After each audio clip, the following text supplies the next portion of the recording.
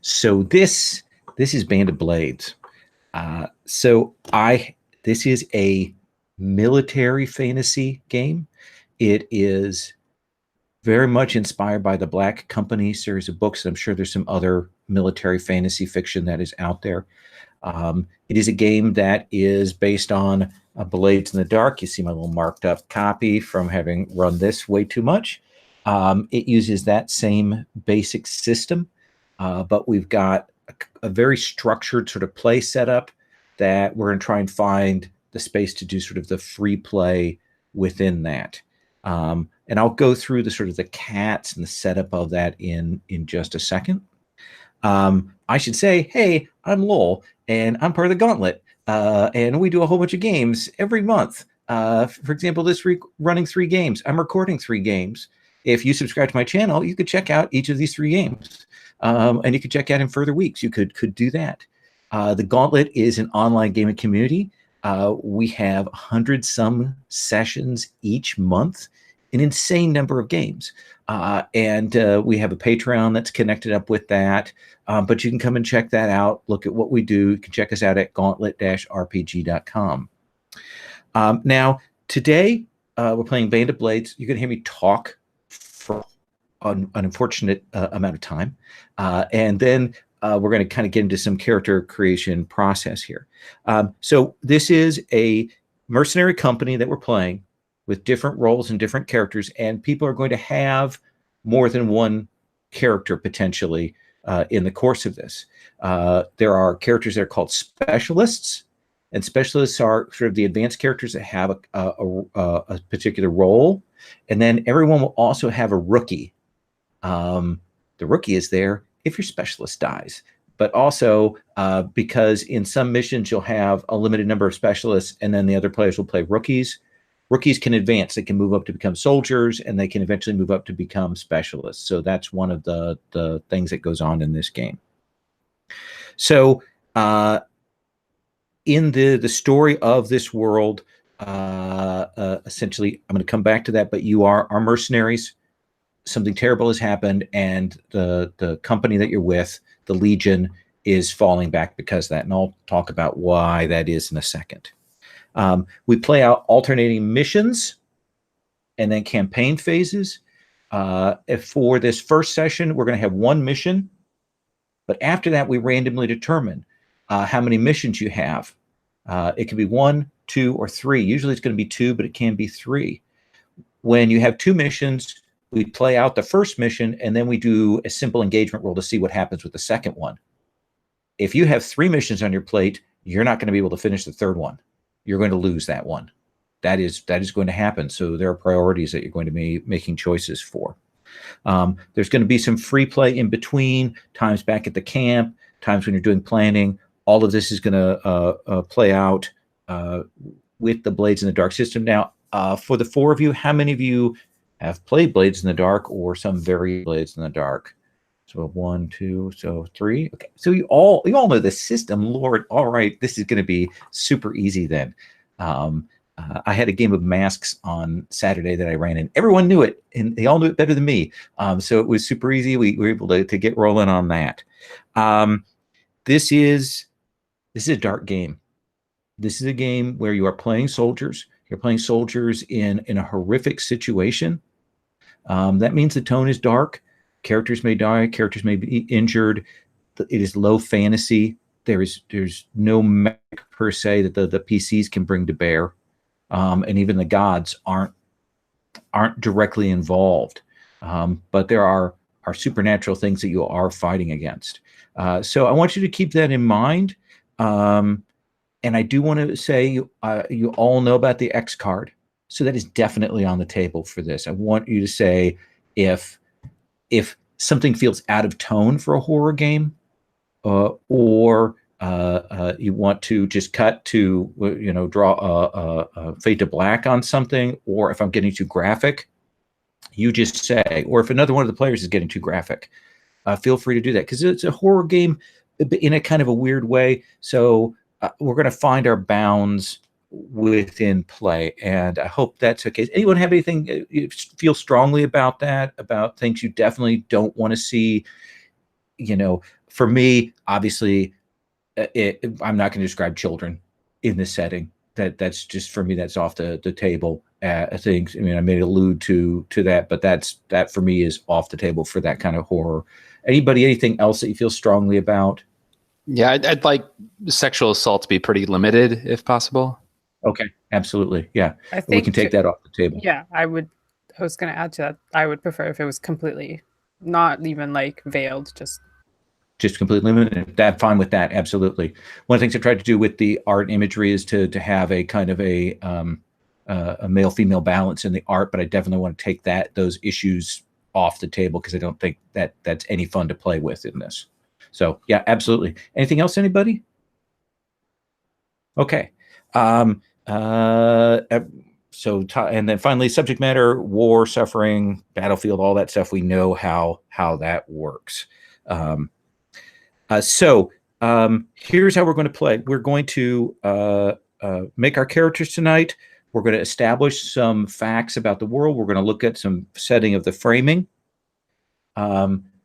Each of you will also have, beyond your sort of specialist that you've made up in your rookie, each of you is going to have a role within the Legion that makes some meta decisions about the campaign.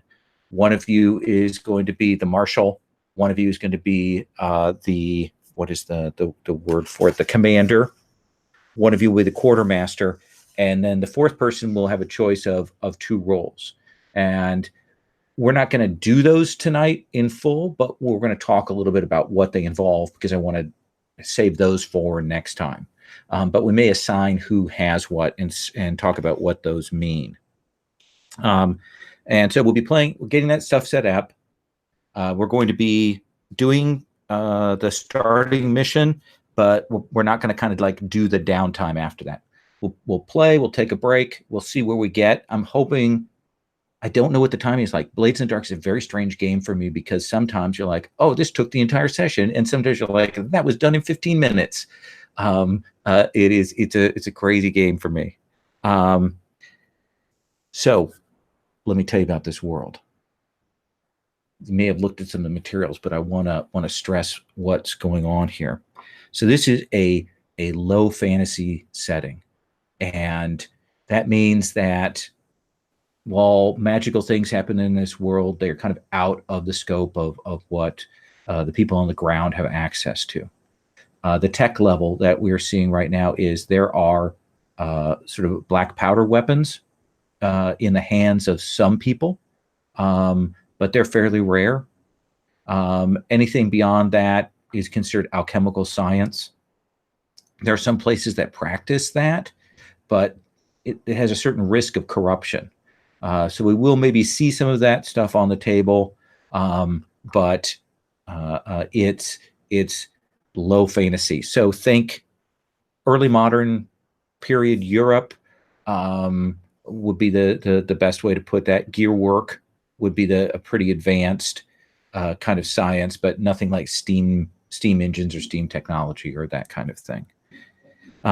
This is a world where the gods have kind of had their own weird set of reasonings for how things happen, for how things occur. And what has happened throughout history is people known as the Chosen have appeared from time to time and carried out the word or the will of the different gods and fixed things, overthrown corrupt emperors, or carried out missions for the gods and that kind of thing. So these figures have recurred. They pop up in the different cultures. They do their duty and then move on. A few decades ago, a figure known as the Cinder King appeared in the West. And the Cinder King brought with them new kinds of undead. Before there had been undead, ghosts, revenant, zombies. It's a very occasional thing that had appeared at graveyards that had popped up from time to time. But the Cinder King made undead, and he brought new kinds of undead, and he used these undead as a force to be reckoned with. Undead themselves, even the undead that are under the Cinder King control, they tend to be mindless. They have a hierarchy of levels. they're the base sort of zombies that occur, and then they get more sophisticated. They tend to be given orders. They carry out those orders very literally. They listen to the hierarchy above them.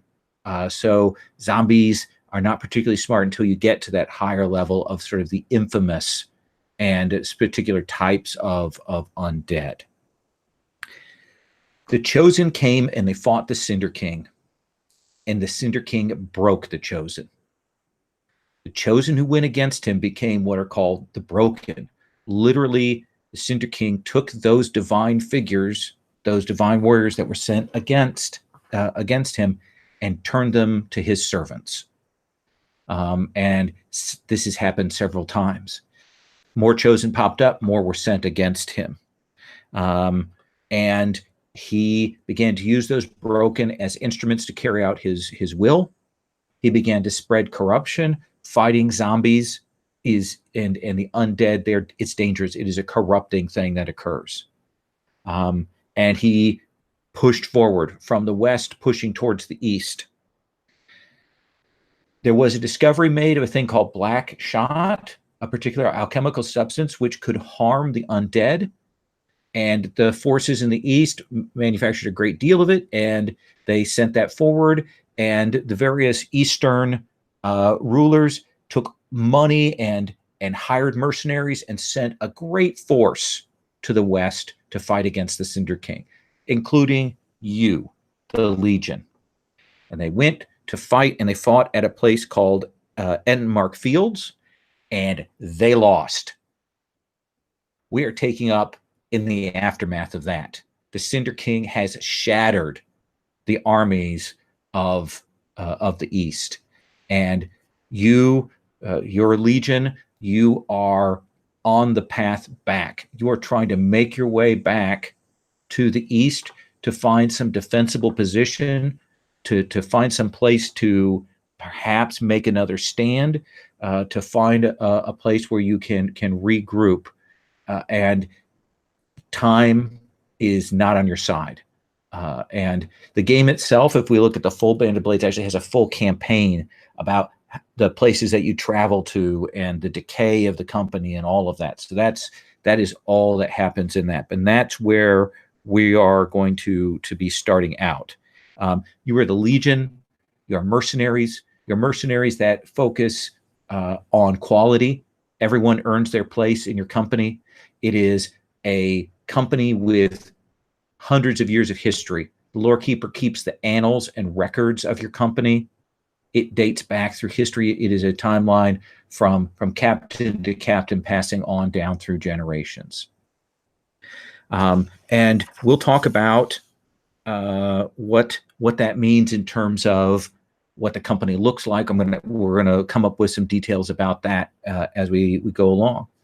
But what I want to do is I want to start out with the character creation, and we've got essentially 5 kinds of specialists, and then the rookie. And I want us to walk through that and have everybody pick which specialist they want to make up that character, and make up their rookie, and get that on the table. And then we'll talk about what they look like. So our 5 specialists, if you look at the character sheets in the book, or rather in the book, but also in the Roll20, we have a heavy, who's kind of the assault character. We have the medic, who is obviously the physician. We have the officer, who is usually the commander in situations. We have the scout, and we have the sniper. The sniper being a person with essentially the black shot and a sort of a long rifle style thing. So let me put it out there. Does anyone have any questions? Agatha, do you have any questions?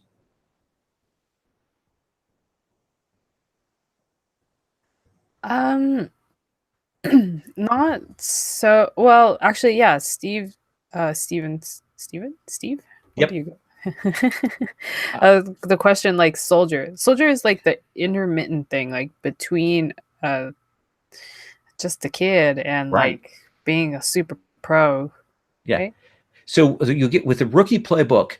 Eventually, one of your advantages you can take is to become a soldier, and that kind of moves some things up from there. And then once you're a soldier, you can start specializing and figure out what specialist you want to move to. So I don't have it on the table as a starting playbook because it is that sort of inner step there. So rookie goes to soldier, which goes to specialist. Yep, absolutely. Okay. Yeah. Ari, do you have any questions? Not at the moment. It's a lot to digest, but I know, as you say, it's just crazy pieces at a time. and for me, actually reading through it, I've read it through like 3 times to try and put, because there's so much. The book is so dense of the material that's presented there. And how do I put this? There's so much world and campaign bits that are kind of interwoven in a way that Blades in the Dark has that as kind of a top layer. This is really baked in many more ways. Stephen, anything? Vincent? No, my only real question was just about the rookie, so now I understand. So yeah. Okay. Vincent, anything? No, I'm good. I glanced through them to match them up against Blades in the Dark characters as well. Sounds like there's not a slide equivalent, and I mean, like Whisper, I'm kind of not surprised, but right. No, I think the one that has the most sort of social is probably the officer. That it has the most ability to interact in that way. okay. Everything else is much more focused on that kind of thing. Now, mind you, it is a good point that some of your missions may involve talking to people, getting behind enemy lines, making negotiations and that kind of thing. So Agatha, you say not medic, and I think that's fair. That support class is kind of tough sometimes. Anything you like are looking at that you're like, oh, I would like to try this though? Yeah, I'm looking at I kind of like either the heavy or the officer. Okay. They both look pretty interesting. I don't know if anyone else has any preferences. Ari, anything you looking at and that sounds sort of interesting? Yeah, I could do the scout, soldier, sniper. Not really interested in the sniper. Okay, so not sniper. Maybe the medic. Scout, medic. Okay. Yeah, scout, medic, soldier. Well, nobody will start as a soldier. Everyone will have a rookie, and you'll have one of the 5 specialists. Got you. Yeah. Yeah. So scout or medic, leaning on the scout. Okay. How about the rest of you? Yeah, I was kind of medic scout leaning toward the medic. Okay. That might be a good. Then let's do that. How about Ari, why don't you take the scout? Vincent, why don't you take the medic? Stephen, do you have a strong preference?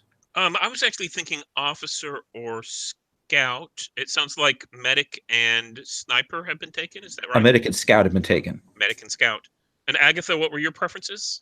It was officer and heavy. So if you take officer, I'll take heavy. Okay, sounds good. Okay, there we go. All right. So you should be able to look at that and make those choices on that. The playbooks that we have in the folder give you the breakdown of the process to go through. One of the interesting things is you do have some cultural picks that you get to choose from for them. So I'm going to open up one of these so I have a reference here for that. I wish these things rotated. Stupid Google. Yeah, I downloaded them and Yeah. I used the PDF editor to rotate them. Yeah, I don't know why, because I printed it landscape, so I don't know why it decided to go, oh, here you go. Yeah, I wish you could save the setting of having it in landscape. I don't know how to do that. Few details. Just so I'm on the right thing here, there's a Band of Blades basics, and then there's the playbooks. That's pretty much it as far as the Band of Blades. And then there's the Blades in the Dark reference and the Blades in the Dark skills. Am I correct? That is correct.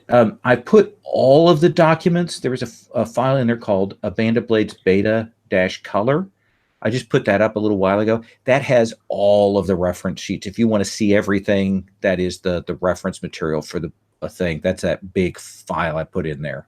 You don't need to go to it, but it has everything in it if you want to take a look at that. Like it has the bad guys and things like that. Okay, I don't see that one, but I should be able to suffice with that. Yeah, no, you should be good with everything there. So I don't remember how to make a character. Could you walk us through it? I'm going to actually open this up in Reader here, so I have. Yeah. Oh, and there's a thunderstorm rolling in. Been waiting on that all day.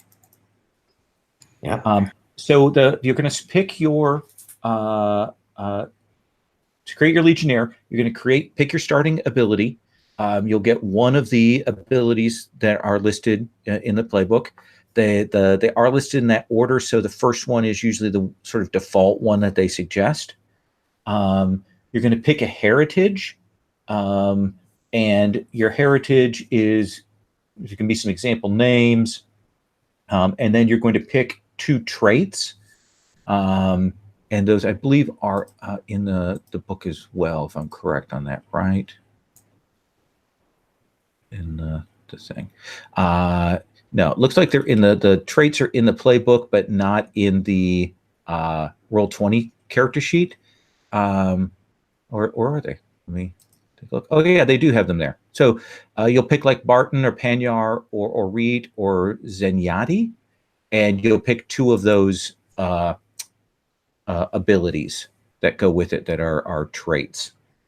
I do have, excuse me, one question on my sheet. Absolutely. Yeah, because you mentioned that like the default assumption is that you'll likely take the first special ability, but mine says for Attaché, gain this ability for free when you become a medic. Oh yeah, so you will start with that one. So pick another one. Okay. Yeah. Thank you. And you'll start with the starting dots for your character, the action points, and then you're going to put 4 more in place. And for the heritage, is there a list I can choose from, or is it like a part of the Barton, Panyard, or Zenyatta? You mean for the heritage? For the traits? Yeah, I don't know what those words are. I don't know if those are actually heritages, and then there's just traits associated with them, or am I supposed to just? Is there another list that I can refer to? So each one of those is a different area, like the Bartan, and then if you click on that in the heavy playbook, you'll see that it actually up at the top beside your name, it actually pulls up the 4 things you have to pick from. Right. Excuse me. Okay, my question is about heritage. Like, what am I supposed? Is there a list that I can refer to write the heritage? Yeah, if you unfortunately, I hate this because, of course, I've done the playbook rotated wrong on it. But there are some example heritage names there, and they give some details there. Yeah, the beta color handout is aligned correctly and does have the heritages on the first page of it. Oh yeah, beta so handout. Should we? So are you in the share drive? Yeah, I have. So it's the 4th item in there. It's BOB beta color 1.0. Yeah. Oh, okay. So I did a dumb thing. So to get the playbook split out, I printed them as PDF, and that normally works and it does rotate. But when I uploaded it, it didn't do that. So that's the full sort of original set of the playbooks there. Is there anything that we should know about the 4 heritages, aside from just the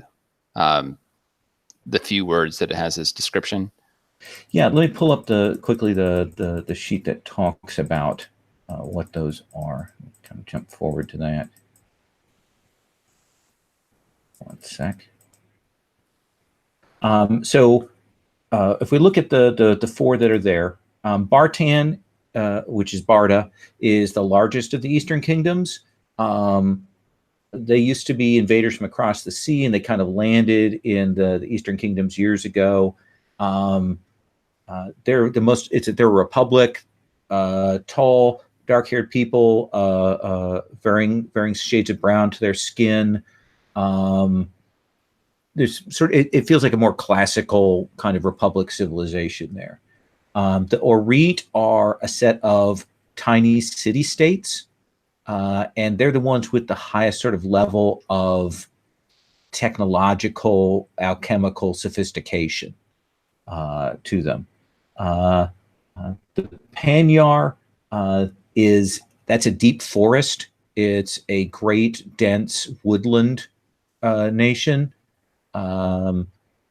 with old traditions based on life in the wilds. And then the Zemyati are, quote unquote, a pale-skinned people that inhabit the mountain regions. They're organized into clans and raid one another. So that's the elevator pitch version of those four peoples. Oh, we would choose one of those to write in our heritage, right? Yeah. Okay, cool. Does anyone have preferences on those heritages? Do we want to try to have a diverse set of backgrounds? I took Panyar because it seemed to fit the scouts, design. Okay. And I was thinking Zemyati. Yeah, I'd been thinking either Panyar or Orit, so I think I'll go Orit.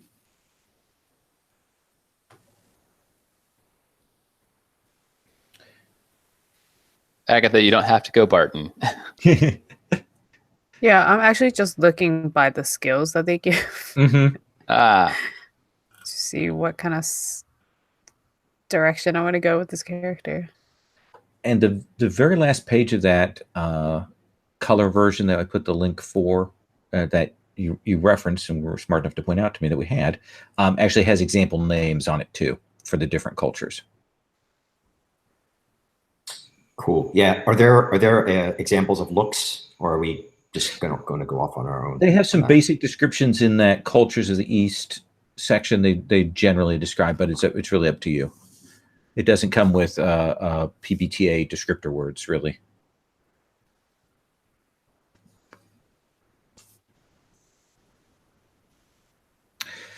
So one of the things I do want to mention is that each of the specialist playbook has a special skill, like the heavy has anchor as their sort of special ability. Each one of the specialists has that. It's a trait that isn't rolled. Instead, it's a number of uses that you get to spend to use that ability.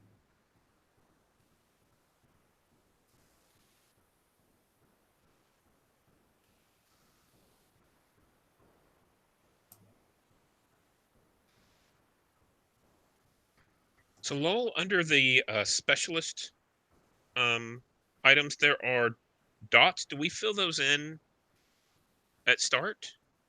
Let me see. You are the scout, right? I am the leader.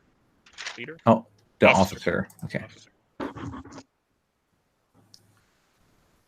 So there's insight, prowess, and resolve, and then there's specialist, and there's a list that I think are our special things that we can do, the specialist actions.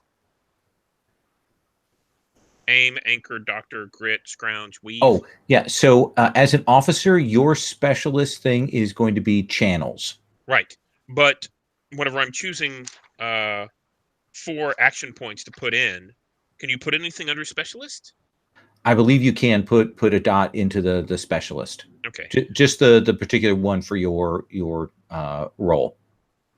Channels. My channels are under asset or insight. I'm sorry, under insight. Right. So you could so you get 4 dots to put into any of those abilities under insight, prowess, or resolve. Right. And you can use any. You could put it into that channels if you wanted to. Right. But my question is underneath those 3, there's another column with dots that could potentially be filled out, action points that could be filled out. Specialist is the title, and then there's 6: aim, anchor, doctor, grit, scrounge, weave. Okay, hang on. Yeah, it's like there's an additional set of skills or something.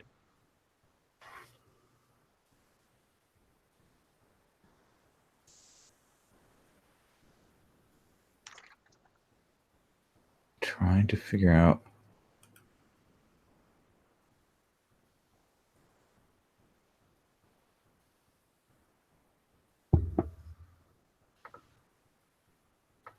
It's so weird. I don't know if I'm just, I think I'm being really dumb and missing what you're saying. So where are you looking? Are you I'm looking on the Band of Blades, the officer sheet that's in the Roll20. Okay. So I'm looking on the playbook paper that I have. Okay.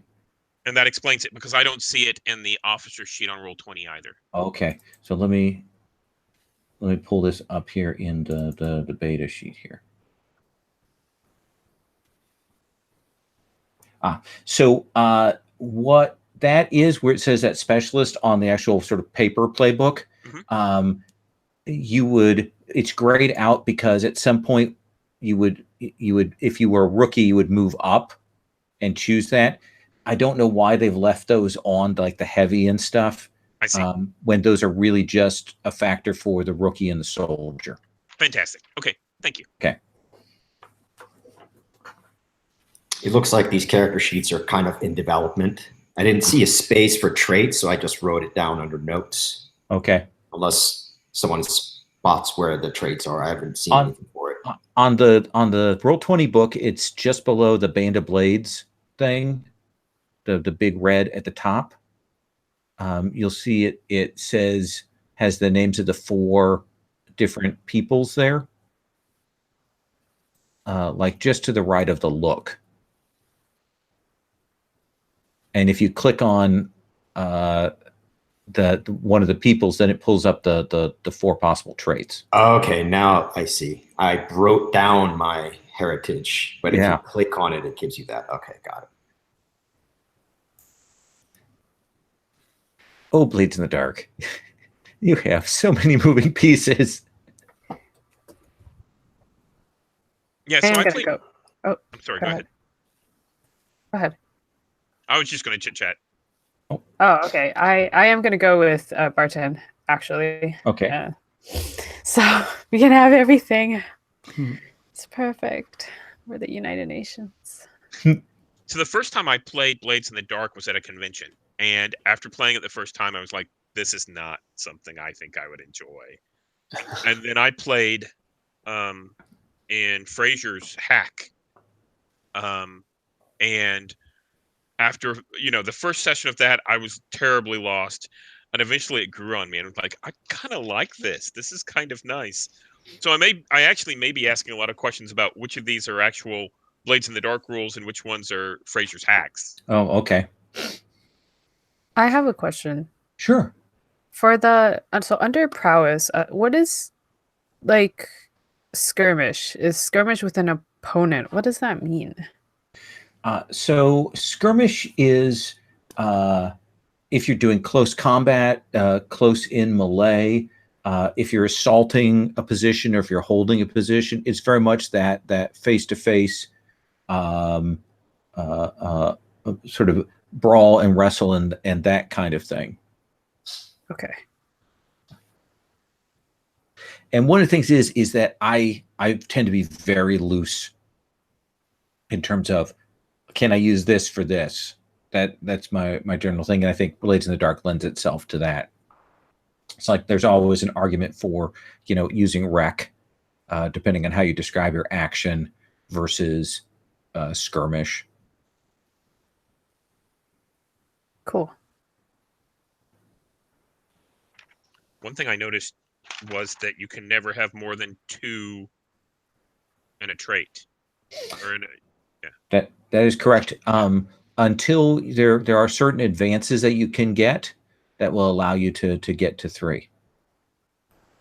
Oh, okay. So I shouldn't, like, when I'm adding my 4, I shouldn't add to like a third one? Right. You shouldn't go up past 2 on any particular ability. Okay, sounds good. I feel like I have more dots than I did with my starting Blades character. I think you do. Yeah. I think everybody ends up with 8 or 9 dots for their starting versus, I think just 6 for starting Blades. Because you're specialists. Yeah, I think I have even more than that. I mean, I took Connected and Stern, both of which gave me an additional dot, but I have 4, 5, 6, 7, 8. I have 12, where it sounds like I should have 10. Well, let's look. You are the which one? I'm the medic. Medic. So medic starts out, and I'm looking here, and it looks like the medic has 6 dots at the start, and then puts 4 more in, so you'd start at 10. Yeah, and then I took both of the Connected, which gave me +1 consort, and Stern, which gets me +1 discipline. And you're right. I'm not sure why they did that way. They clearly value certain of these things more than others. Yeah. Which always seems an odd choice to me. But what does consort mean? Consort is you're talking with people, going, wheeling and dealing, making friends, networking, that kind of thing, sort of hitting the ground and seeing if you can talk to people and scrounge things up. And it's usually like an appeal to common interest. Yeah. It's almost kind of like Streetwise or that kind of thing. Whereas Sway is very much kind of coming over and really using, an argument or charming or something like that. Consort's often the one way if people want to go and investigate and find things out in a village or place. That's the one that's often a fallback too. Cool. Is rig sort of like jury rigging stuff? Yeah, absolutely. Yeah. I looked it includes repairs, traps, picking locks, all of that kind of thing. I looked in the playbooks, and actually on the page 2 of the playbooks, it has a list of all these actions with a pretty good definition of them. Yeah. Oh, that's in the color book? Yeah. Excellent. Thanks. Because I was doing the same thing. I was like, hey, I've seen that before. Yeah. And it also, below the action descriptions for each of the playbooks, it will explain what your specialist action is for that particular one.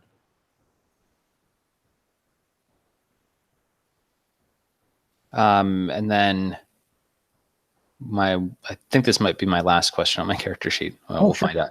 Okay. So I took the not today, and it says you may spend a doctor use immediately, blah, blah, blah, blah, blah. Does that mean that I reduce my doctor rating by 1, or is it something else? So doctor is a spendable thing. So it is spent during a mission, and then it comes back at the end of the mission. It's not a trait that you actually roll. It's just spent to do something. Got it. So even if something is my specialist move, I can't get it up to 3, right? That is correct. Not at the start, at least. Okay, got it.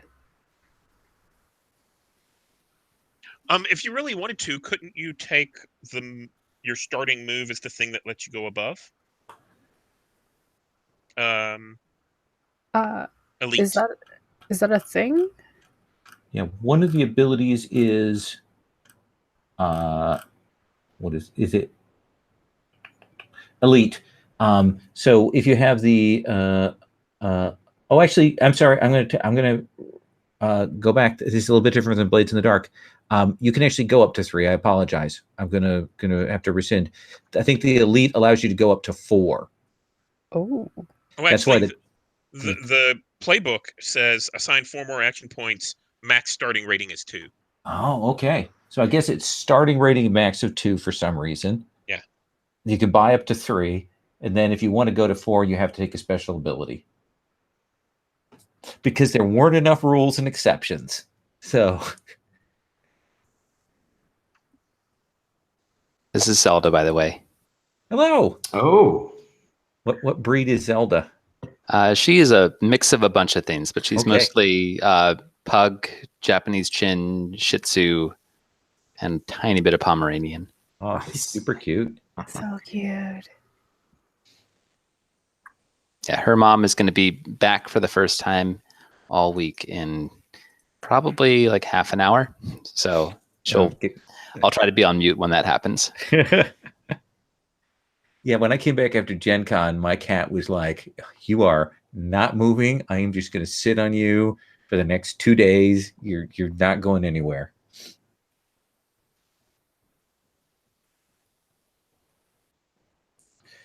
So once you have your specialist kind of set, everybody should grab one of those rookies and essentially make up a rookie, give them a name and a heritage and those picks. The rookies all share the same set of abilities, but there's some choices to be made there. The only thing you can't pick as a starting ability with the rookie is the not a rookie anymore.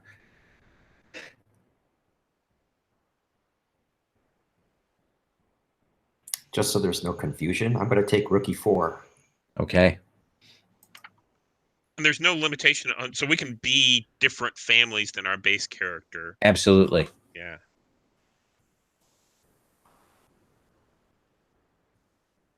What is the vicious trauma condition? Oh, so each of those conditions means essentially that's a behavior you indulge in. So if you take trauma and decide to be vicious, that means from that point forward, your character probably is super mean, kind of sadistic. That becomes a behavioral trait for them. Okay, yeah, because like one of the things that I can choose on my sheet is I can choose vicious, gain vicious trauma condition, which kind of puzzled with That that. does seem odd. Does that it just I don't quite understand it from a mechanic standpoint. Like, can't I just play that anyway without choosing that? I think like maybe the only benefit could be that gives you an additional XP trigger. Is that how that works? Oh yeah. I only played one session of Fraser's version of Blades before, so I don't know anything. TBH. Yeah, like one of the XP triggers is if you do things, if you put yourself into bad situations following through on your vice or one of your traumas, you can mark XP. Huh. So you can do vicious stuff, but if you're not traded as vicious, you don't get any mechanical benefit for it. Right. It's one of those things. Game wise, I know. I understand that they want you to have something that you could take something bad at the start to color your character, but to put something that is fairly negative at the start in seems not an optimal choice.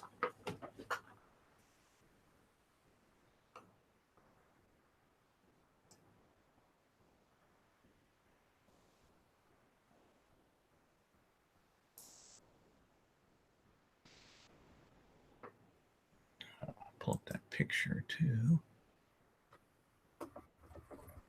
Let's see.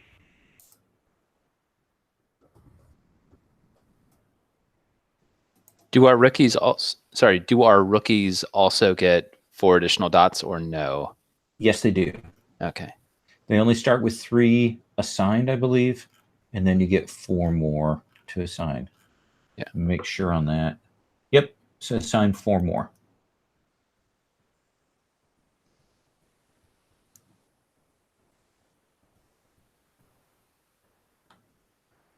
What did I do with that?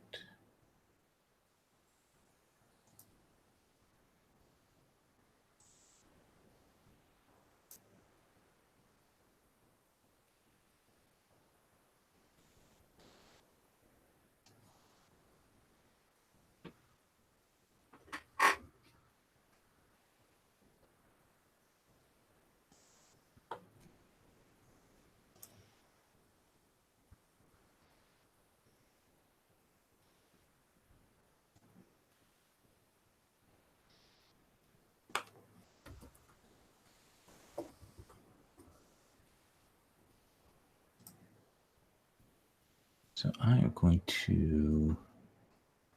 Then it's the sniper we don't have, so I'm going to archive that.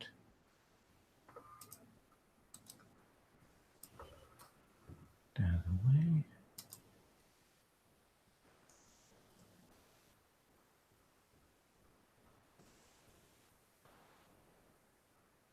Research, got that.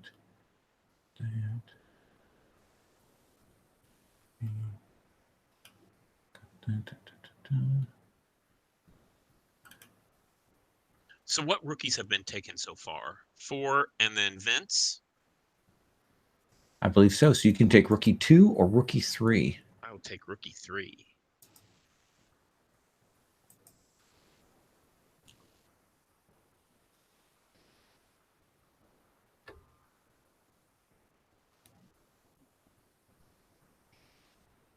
Oh, I guess I don't know if Fraser shared with you. He edited all of that Hearts of Wulin audio. I don't know if you've had a chance to listen to it. It is really good.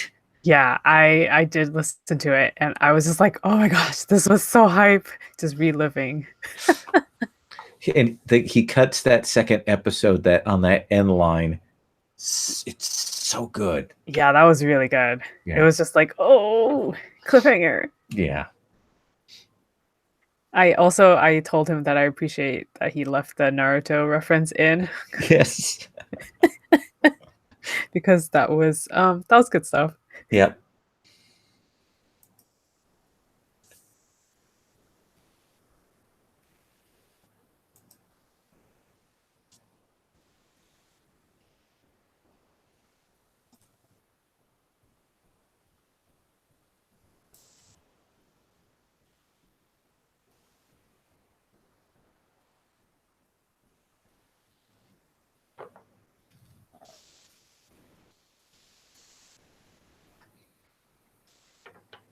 Okay, I'll get started on my rookie. Sorry, I was looking for pictures for my character. Yeah, I'll probably try to do pictures before next week, but I don't think I'll find any tonight. So I'll talk a little bit as you're doing that. You may have noticed in the Roll20 on top of the map there, and that's the map that comes in the color thing. They clearly use that wonderful hex kit that Cecil Howe did to do that. I've dropped a picture in there. The Legion has with them a chosen, and the book actually gives several example chosens, and that kind of determines a starting mission. So the picture I put there is the chosen that is currently with your Legion. This is a person who has been touched by the gods. This woman's name is Alana. She is the chosen of Ostara. We will actually pick an ability for her. But she used to be a Barton war general, and she was touched by the power of the gods and became this chosen. She is a tactician and strategist. And she's kind of weird and inscrutable. These chosen are horrendously off-putting.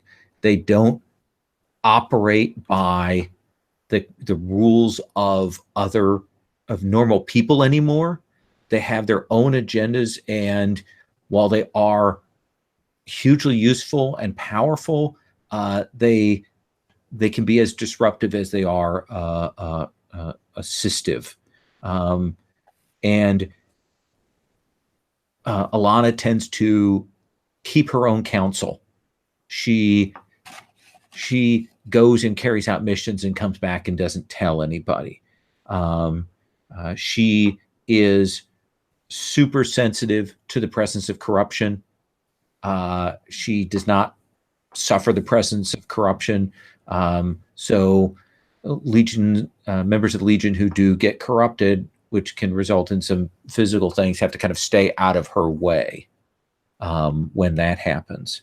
It is known that she is tied to one of the broken that she has a particular hatred for the broken, known as the Blighter. And that's another thing that you do in Band of Blades. You actually choose some of the sort of nemesis characters. So the Blighter is one of those that's on the table. It's clear they have a history from before the breaking, and it's not sure what that means for Alana at this point. But just know that is someone who is there and part of the company. So, Lowell, I noticed whenever I was filling out my rookie, I did it from the playbook, from the paper book. Yeah. And there's a special ability that is not listed in Roll20 called Just a Kid. Oh, let me see. Ooh. I grabbed that one. What if all of our rookies were just kids? That one's the most terrible one. I liked it. Yeah, you can take that one because it's in the Roll20. I'm good with that.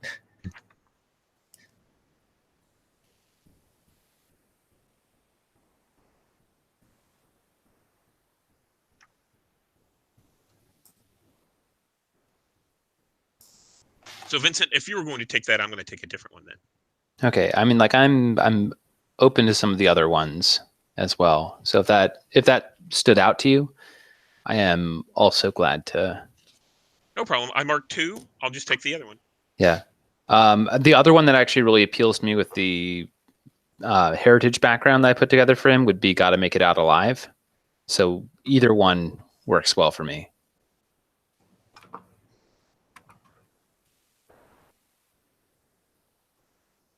Kind of jumping between the different rookies to see what you guys choose and trying to like balance it out so we don't end up with the same abilities.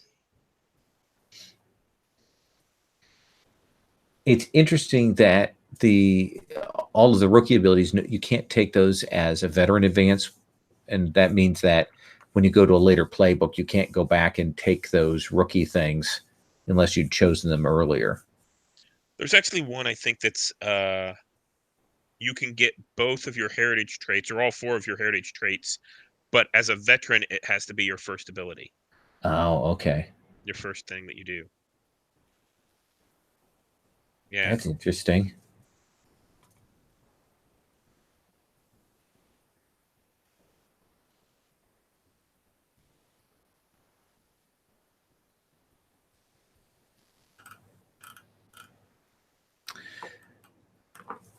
The other thing I'll talk about as you are making the sort of last little bits on the rookies is the 4 meta rolls. My plan is to once everybody gets their characters, I'll have you kind of give us the 1 minute pitch on your specialist and your rookie. But each of you is going to have to take one of these sort of larger roles. The 3 that we need to have are the Marshal, the Commander, and the Quartermaster. What the Marshal will do, this will be starting next session. The Marshal is the person who kind of tracks morale, who is going to fill the squads. There's a sheet for writing in names and things, who assigns who goes on missions, and who also makes the engagement roll for when you go on a mission. So the Marshal is kind of on the ground level deciding about who is going where. The Commander is the person who tracks time and pressure.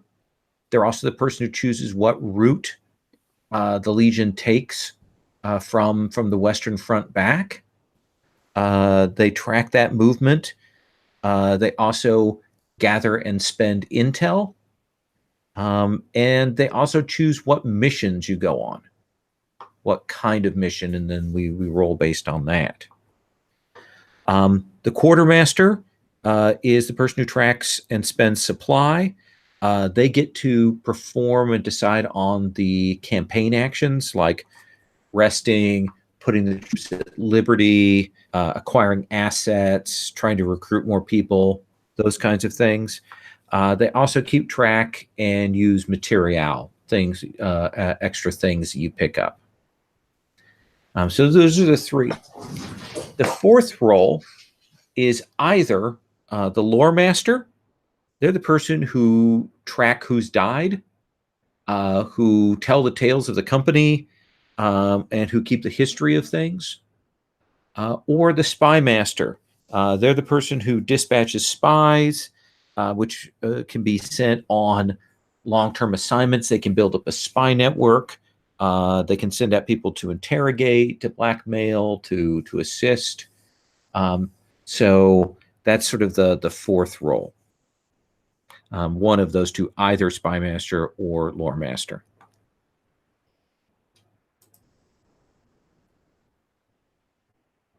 I would make a very bad quartermaster, but any of the others I'm good with. Okay. I'm most interested in the spy master, but if someone else wants that, I could take one of the others. Okay. So again, Marshall is the person who decides who to send. Yep, they get to decide. They track the morale. They assign who goes on missions and who is leading the missions, and they handle the engagement role for a mission. Okay, and then the person who does like the top-down big picture one is the commander. Commander. I think the other ones I'm not good at keeping track of all these things, so I feel like commander would be the best for me. Or I could be the lore master, I guess. Tells tales, but yeah, I'll go with commander if. Okay. So if you're going to be commander, I'll be the marshal. Okay. Agatha. Does that leave me with the one that is specifically like I know that I will not do that well? Oh no. Oh, I thought you said you wanted to be the spy master. No. I said Yeah. I'm sorry. Yeah, I said that I absolutely did not want to be the quartermaster because things will go wrong if I am the quartermaster. How about I'll be the quartermaster and you be the marshal? Okay, I can do that. Thank you. Yeah, no problem. Thank you, Stephen. Oh, no biggie.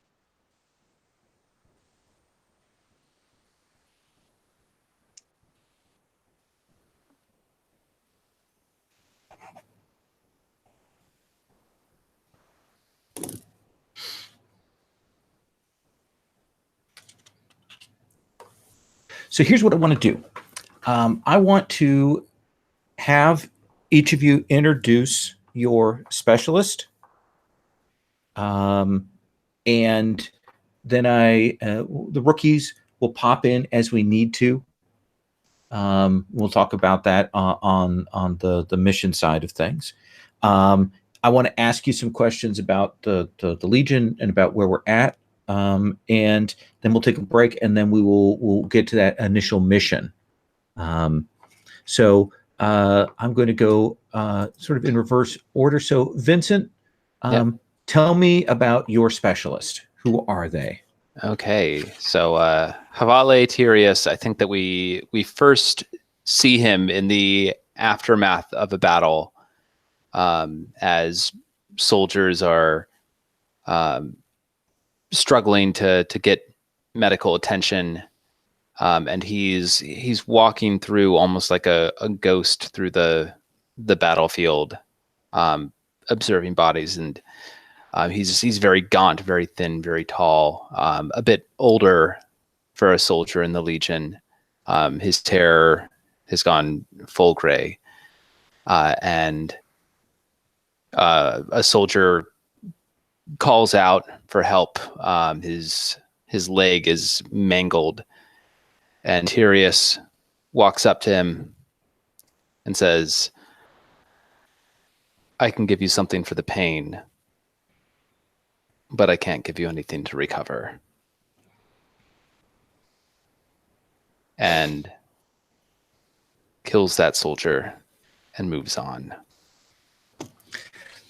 What is the typically in a military situation, we have some kind of marker, some kind of sign or symbol that says that this is the physiker or the medic or the doctor. What is that? What is that marker for you? Yeah, I think it's a caduceus. So we have the twin serpents wrapped around the staff.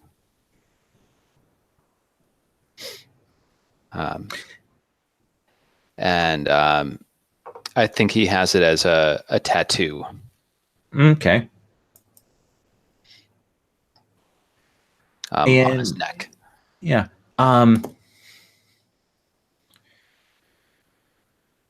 What is his nickname?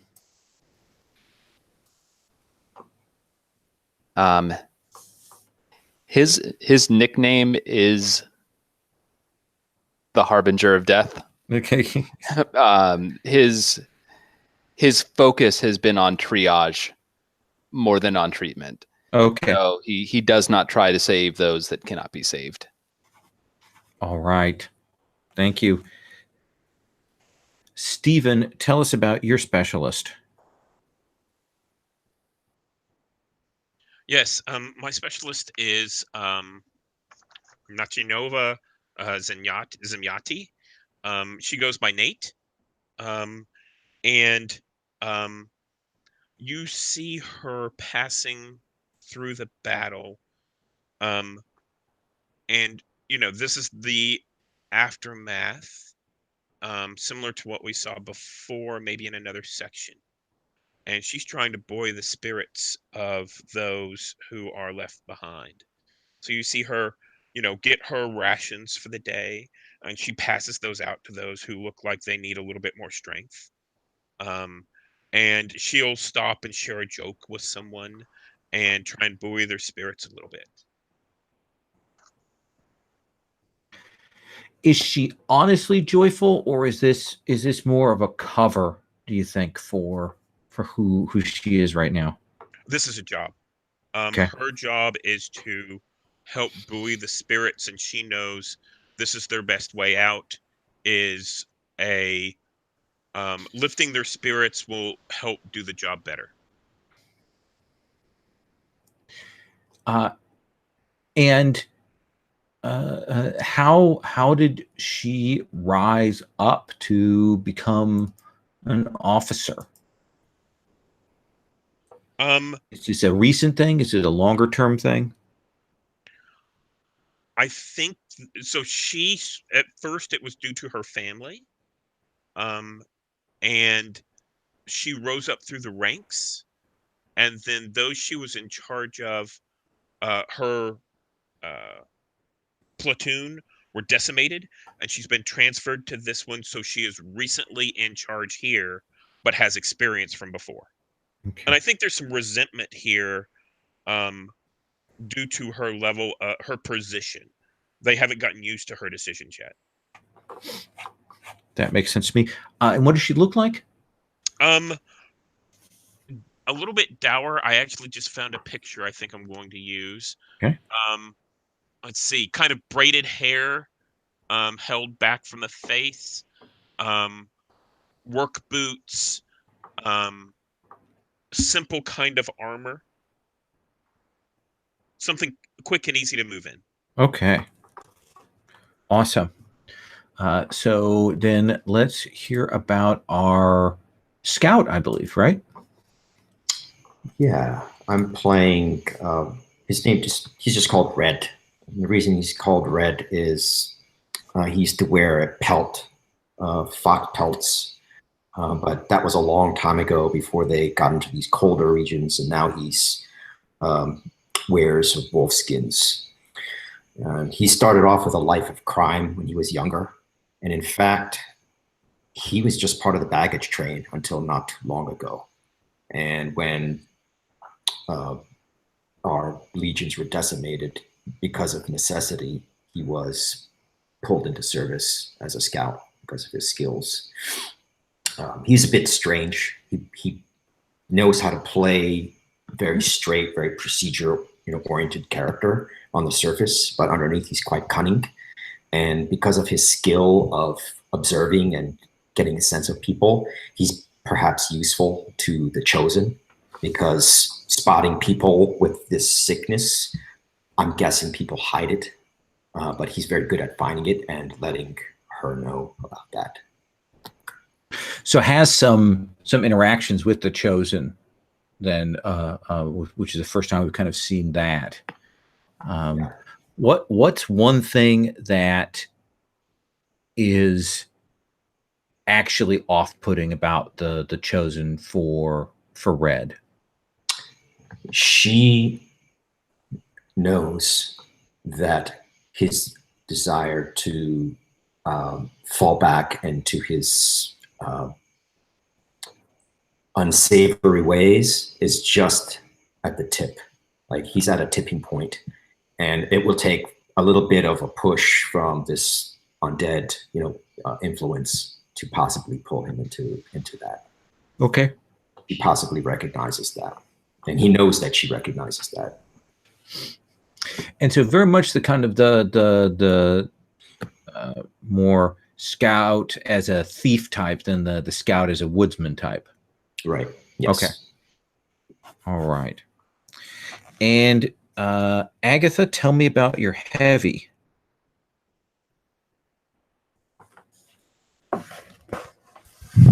Cherugupt is a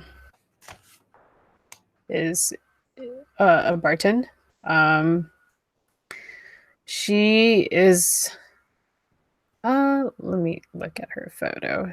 She's I don't know, average build, pretty wiry as a person who is constantly fighting would be, and she wears like pretty heavy armor with a practical braid. She's got a shield. Let's see. I think she her nickname from when her tribe is the bear, because she seems really chill. Like she just like things don't seem to be a big deal to her, and then she likes sharing drinks with people. She's just like there for a good time, except if something sets her off, then she gets kind of crazy and wrecks things, and has a reputation for that. So I think that the nickname Bear has followed her to the Legion as well. So heavy armor is solid, is serious armor. Is this unique armor, or was it something of a class of people in your tribe? How do you imagine that?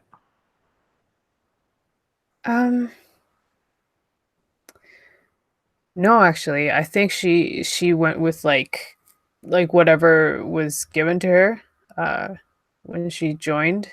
That's what she wears. Like they said, okay, this looks like this will fit. This Yeah, is solid. There you go. Yeah, because Bartons, they're not the one that keeps fighting each other, right? That's Zemiati. Yeah, I think so. They're not the ones that fight amongst themselves. Yeah, so like she doesn't. That wasn't like I think her armor was adequate for whatever kind of lifestyle she was living, which is probably like hunter-gatherer type. But like constant battling is not adequate. Okay. And you've got you have a nice set of fine equipment that you have. So you've is it? Do you think that's it? It was of quality, or it's just that you've kept it up well?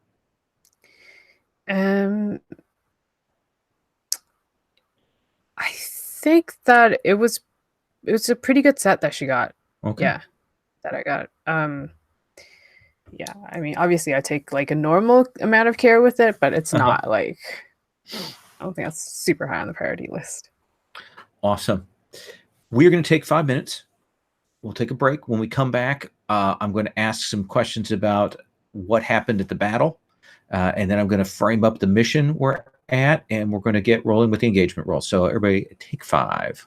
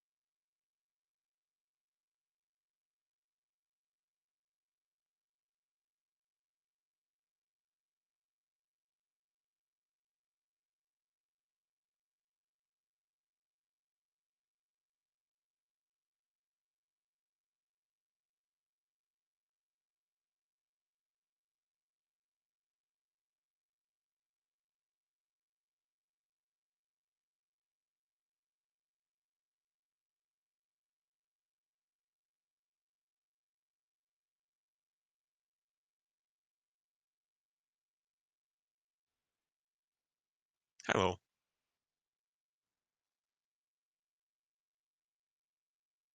So, what was the most interesting thing you saw at Gen Con then, Stephen? So it turned out about half of my games were silly games. So I really liked that. I played my favorite game that I probably played in was a Muppet game. Mm-hmm. It was based off the hero system, and we all played. It was a fantasy thing. I played Animal the Barbarian. My partner Lisa played Scooter the Scout, and we had Dr. Teeth the Bard and Bunsen Honeydew. I don't remember his class.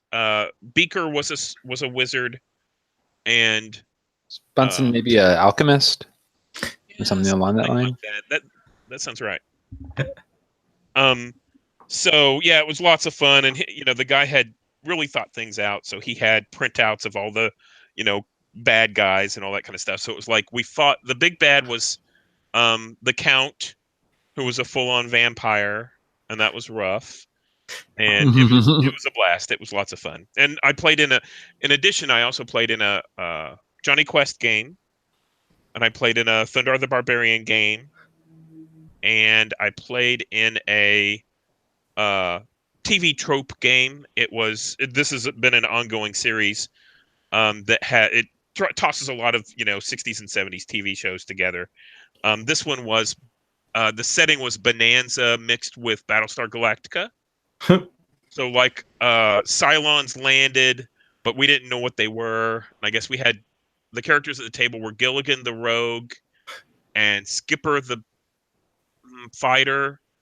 I played Herman Munster. I think I was a paladin. That kind of stuff. So wow, so you did play a seriously wacky set of games there. I did. Not all of them were. Of course, I played in an Urban Shadows game, and I played in a Urban Shadows and a Monster of the Week game. Yeah. Okay. So, very good. How about? And it sounded like you had good tables as well. I had great tables. I'll tell you the one thing before I go on.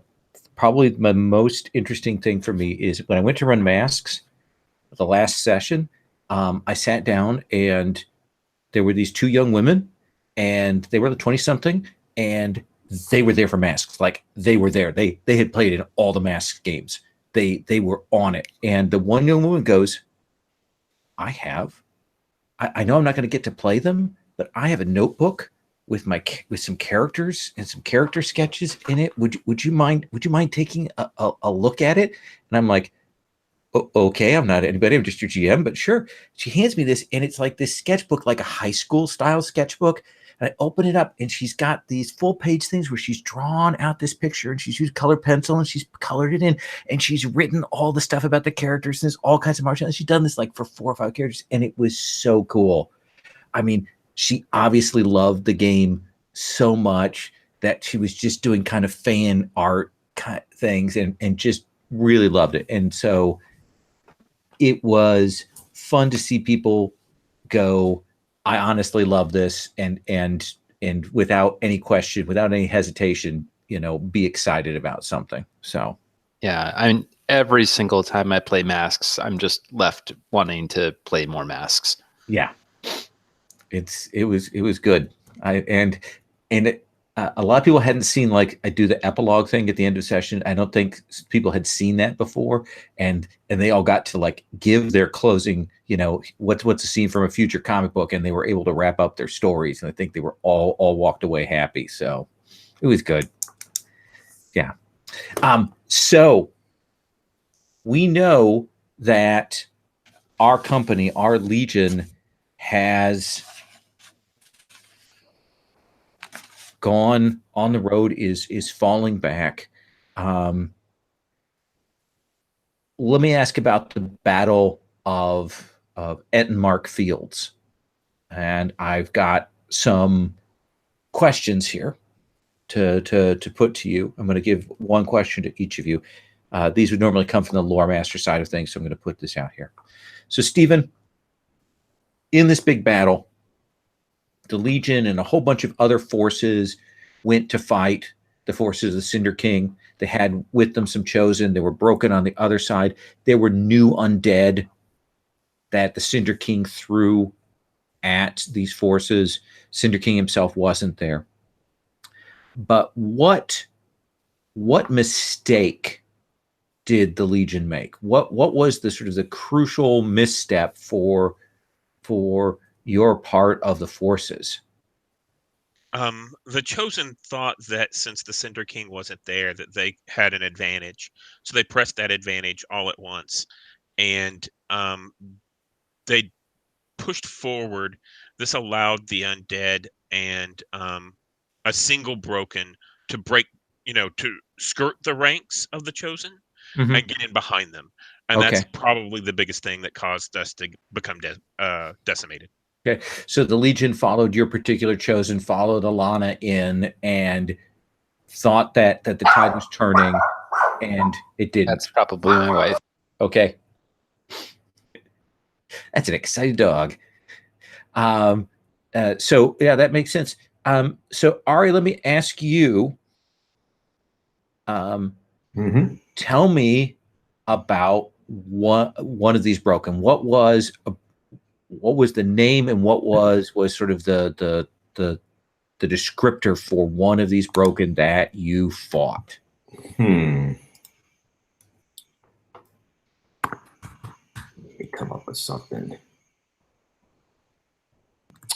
One of them was like related to the green trees, vegetation, and they were completely corrupted and, kind of a withered husk, drained of everything. So they're kind of like fragments of wood that have been completely desiccated and thirsting, kind of like the roots are still alive. And this broken just has sort of roots and branches and shoots that extend from it that try to, attach to the victims and try to train them that way. And so I imagine the particular zombies and undead that it have those sort of natural elements corrupted, like roots and things running through them. Like knurls and protuberances of wood and that sort of thing. Okay. There's a horrible bit in American Gods where there's that sort of broken earth figure that appears from time to time that is particularly scary. So I like that set of imagery there. Cool. And then Agatha, how did the Legion manage? How did your particular part of the forces manage to get away from this devastating battle? Were you saved by something, or was there a particular thing that happened that allowed you to get out? Yeah, I think there was someone came up with the idea of setting fire along this particular, it was like a particular line where like the forest would end, or maybe it was grassland, whichever it was. Anyway, it was like a planned thing, and then the winds were in the right condition to like really just set the fire ablaze, but not like towards where we were escaping. So then that was what held everything at bay while we escaped. Do you imagine that? What was the cost there? Did it mean cutting the Legion off from the other forces? Did it mean losing something valuable? What was the cost to going to flame? I think a part of the Legion didn't make it. I did, and people that were with me did, but there was another squadron, or there was another group. We couldn't get the information to them in time before we knew that the winds were going to change. So someone made that decision to just we have to cut our losses. And you haven't seen them, and you know that once people have fallen, and they have fallen in a battle against the Cinder King, that there is every chance in the world that you will see them again. Yeah. It is very likely. Let me grab something here. I have all these playbooks, and I've got my GM little sheet here. Get this engagement roll thing. So what we're going to do is I'm going to set up the mission, and then we're going to figure out who's going. This is an assault mission, which means that generally heavies are encouraged, officers are encouraged. We can pick from amongst those. But if you want, anybody can choose. We'll need at least 2 specialists. But if everybody wants to take their specialist for this mission, I'm also cool with that, just so you get a chance to try your specialist out. So what has happened is that the commander has issued orders, and the marshal has handpicked you. The quartermaster has made a set of things, because here is the deal. The Legion has been shattered, and the Cinder King's troops are marching east. They are bolstered by new horrors. You saw new horrors at the Battle of Ettenmark. You've lost some portion of the Legion, but your set of troops now has begun to fall back. However, you need to secure the retreat. You need to make sure that you can retreat safely and make things well for your comrades. Part of the problem is, as you've fallen back, Alana has headed off on her own mission. She's left you to do whatever it is that she's going to do, and left you on your own to handle things without her fighting beside you. You have just moved across the Holzenbrook Bridge. It is the only easy passage over the Tigeria for a number of miles in either direction. And it's a massive, long bridge with different sets of barricades and things that have been built up on it. The undead are following. So your mission is to blow the bridge with alchemical charges. You have to delay the enemy to give the Legion enough time to be able to kind of set up a defensive position. So the question is whether you can stay alive long enough to blow the bridge, who will actually make it back, and how you would deal with forces that have been sent here to stop you, because the broken and the undead will be hot on your trail here. So where we take up, you have crossed the bridge, but in the distance on the horizon, you can see the dust of the larger portion of the undead army heading this way. If you're going to at all slow them, you're going to have to blow the bridge. And what I'm going to do is I'm going to have a clock that's going to be on the table, and I'm just going to write it as a clock, as kind of a countdown. It's a 10-segment clock, which apparently did not appear in the thing. Actually appearing there. We go. Oh, it did go in the chat. I just typed it twice because it sounded like a thing to type twice. Anyway, so what we're going to do is the bridge has to be demolished. Charges have to be placed at several hard-to-reach locations on the bridge. It's long. It's covered in makeshift fortifications, crates and pillars and things like that. And what we're going to do is we are going to make an assault engagement roll. And after we've determined who is on the mission, and then we will see where everything is going to start out. So our marshal is, I believe, Vincent. Yes. So tell me, who is going on this mission? It's an assault mission. Yeah. Well, I think it's quite clear that Sheru needs to be on this mission. Okay. If we're going to have a good sense of who's coming after us, I think Red is going to be able to get behind lines and give us a sense of how quickly we have to rush this mission, how much time we actually have to blow up the bridge. Okay. I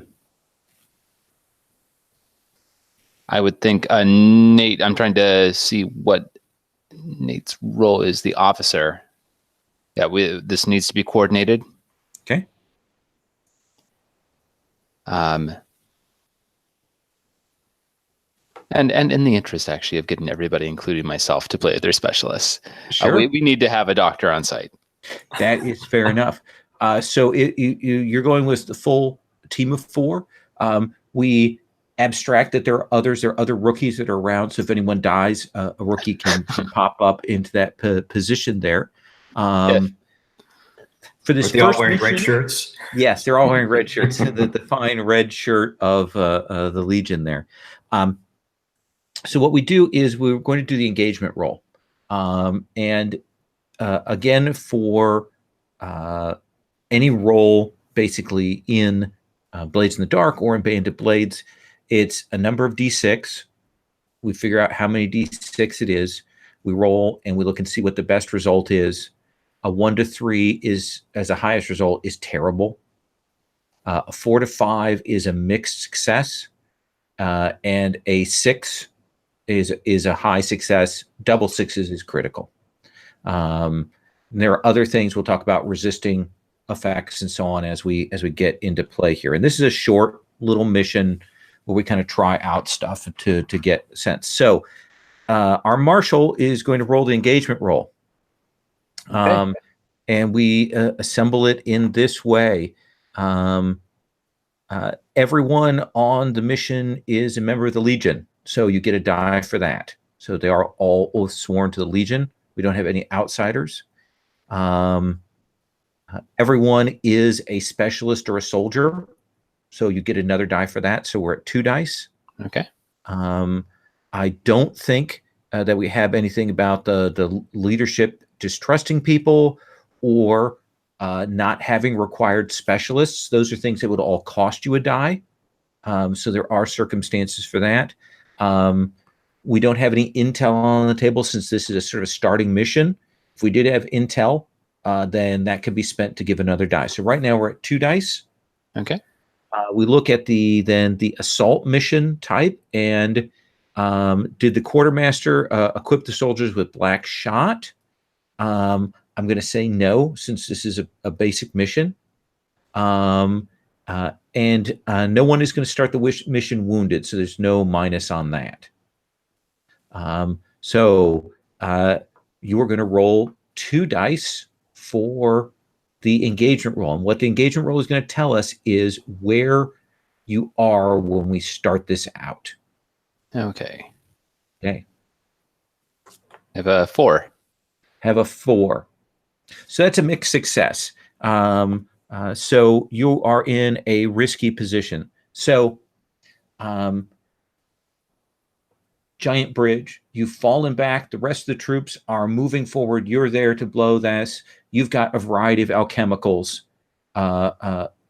set there. As you are kind of getting through the haze, the river is swollen. It's been raining for days, so we've got the river kind of coming up just under some of the bridges, and it's long with multiple sections there. As you are approaching up to get to the bridge, you will see that what seems like maybe a small advanced group of these undead have drifted their way onto and are moving towards sort of the midpoint of the bridge. It's a small group, doesn't look large, but it does mean that right now we're dealing with a situation where, depending on how you react, you could be spotted, or you may have to deal with them more forcefully. It may indicate more forces at play. So with that in mind, I'm going to come to characters and try to remember people's names, which I will never do. So Nate, I'm just going to come to you. What is your next step? So I think Nate's going to take charge and tell everyone. So we have to be careful. The enemy's gotten here before we have.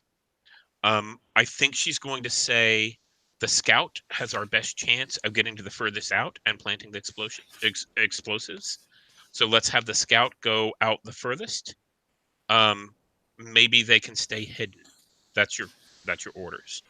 And the rest of us will spread out, try to fight off the undead, and get enough of the explosives in place to blow the bridge. Yeah, it definitely looks like multiple explosives are going to have to be placed at different positions to make this work.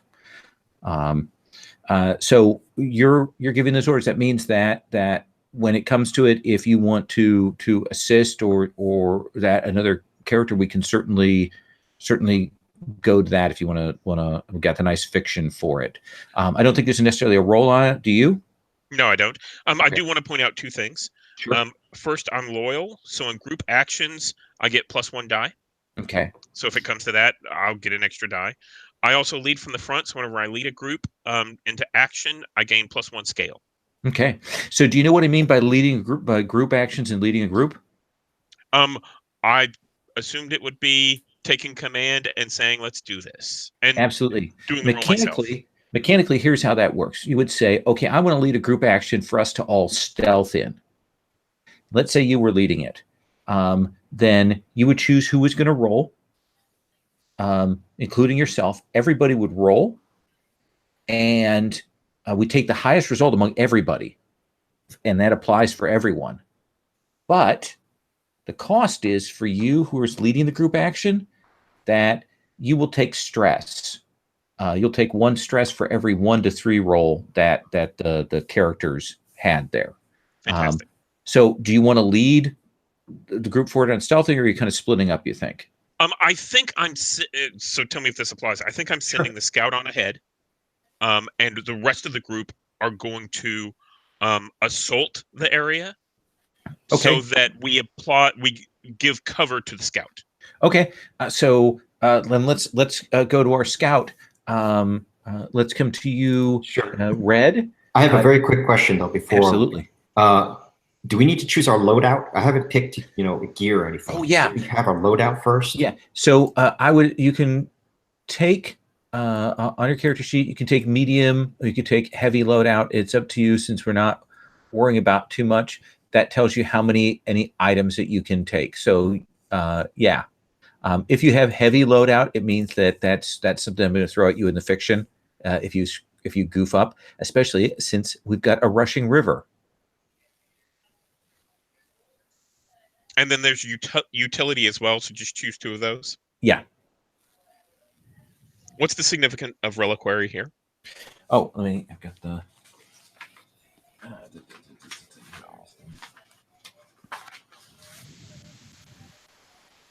I really wish I had a few more rules to go through. I don't think I have enough pages.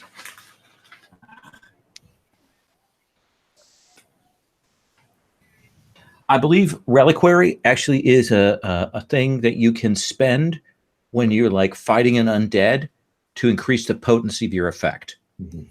That, if I recall correctly, that's what that does. Okay. Yeah. All right. So if I recall, we don't need to actually choose the gear. Yeah, you don't need to choose. You don't need to pick. You just say you have, if you have heavy in it, you can carry 7 items. That means that you can pick up to 7 things as you go through. Right. What are you doing, Red? What I want to do mechanically is set them up. So I want to basically do a good survey, scout what's ahead while I'm getting ready to plant these charges. Okay. But I'm sending a signal back to them so they get a sense of what's coming, so that when they do their assault, they have an advantage to do it. Okay. So does that seem like because this first part we're doing is you maneuvering up into position. Does that seem more like maneuver, or does it seem more like scout for you in this instance? I think the maneuver would probably come first. Okay. To get me there. Absolutely. So I think this is a risky action. with standard effect. Essentially, we know the effect is going to be that you kind of get up to that. And there is an auto roller on the character sheet if you click the particular ability. Right. So which one is this? Is this under maneuver? So yeah, hit maneuver. Okay. Yeah. And you said risky? Risky and standard effect. All right. Let's do it. No bonus die. No bonus die. Now let's talk about what bonus dice are. Oops. And I'm going to roll back on this. So I let you roll. So you can always push yourself, mark 2 stress to give yourself an additional bonus die. Or you can ask for Devil's Bargain, in which case I will tell you something that happens and I'll give you an extra die if you want to take that Devil's Bargain. Okay. The other thing you can always do is if you want to increase the potency of your action or reduce the positional problems, you can use items that you say, oh, I'm using this, so it helps me out. So sure. Did you want to push, or do you want to do anything else before you rolled? Would have been interested in that Devil's Bargain because that's always good television. Okay. I will say that to maneuver, to get over there, that does require kind of going along the outside. And I think that you're going to lose equipment in doing that. So you would have to pick one piece of your equipment to lose, and you get an extra die. Now, is that loss permanent, or is it just until the next loadout? Until the next loadout. Okay. I'm going to lose the compass. Okay. Oh, you know what? I'm going to lose the black arrows. Okay. Yeah. So tell me what that looks like. What is it? Just get washed away, or is it you have to drop it, or what? So I'm kind of on the side of the bridge. Is that what it means by trying to go around? And maybe the waters are higher than normal, and I'm leaning back, and the arrow case just gets pulled right off my back, and I yank myself back up, and there it goes. Perfect. Then you roll your maneuver with an extra die for the Devil's Bargain, and look at this GM who's going to make you re-roll both those dice. Okay. So just hit maneuver again, right? Yep. Don't say Lil never did anything for you. Exactly. And 1 bonus die. Yep. Well, that didn't. Okay. Well, I got a 2 and a 2. All right. So you go to move yourself up to get to this position, and you will get like part of the way there, but then this thing bobs up from the water, and you will see this bloated, you thought it was maybe like a cow or something that had floated down the river, had gotten washed away. But when it lifts up, that sort of green, translucent, bloated skin of this thing, as it rises up, you can see the marks of surgery that tell you that this is a creature of the blighter, of one of the particular broken. And this is what's called a gut sack. It is a giant bloated thing with a kind of a vomitous weapon, and it is right up next to you. It bobs up and it kind of grabs onto you as you're starting to move along. Now, it's grabbing you. You can resist that if you wish. I would. Okay, so for a resistance roll, what thing do you think that is? Do you think that's prowess? Yeah, I think so. Okay, then go ahead and make a prowess roll, and you can just click on prowess there. Mm-hmm. So that's going to give me 2, I guess, automatically. Yeah. This is just no bonus dice. You can't do a Devil's bonus Bargain dice on that. Nope. Straight roll. Yep. All right, 5 and a 2. 5 and 2. So that means that with that, you're only going to take, normally would take 6, minus the highest means that you're going to take just 1 stress that you need to mark. So this gut sack is up by you, but it doesn't have a hold on you. So you guys have all of you have seen Red head out, but then you see him stumble, and then you'll see this monster rise up, and you've still got that those undead in the center. So, Shara, what would you do?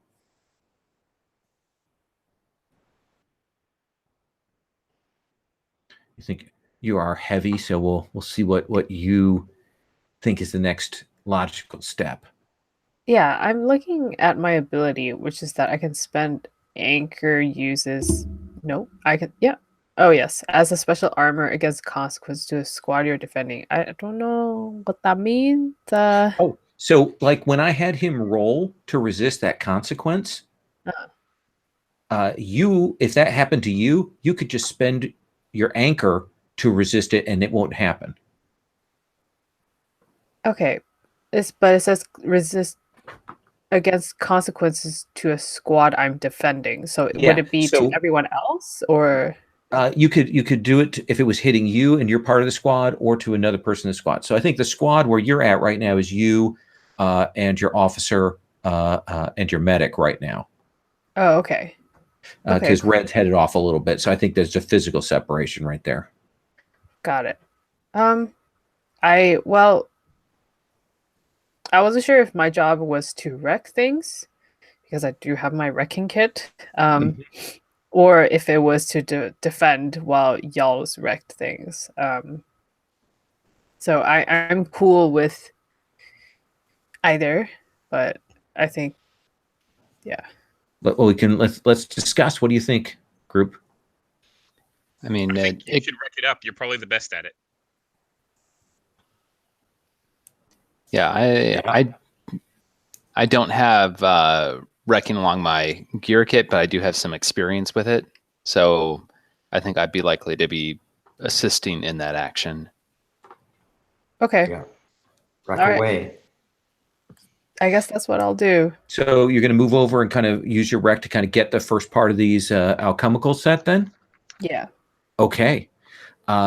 So I think our position is still here risky because those undead haven't moved over and you've just kind of come to the start. Attention hasn't been drawn to you.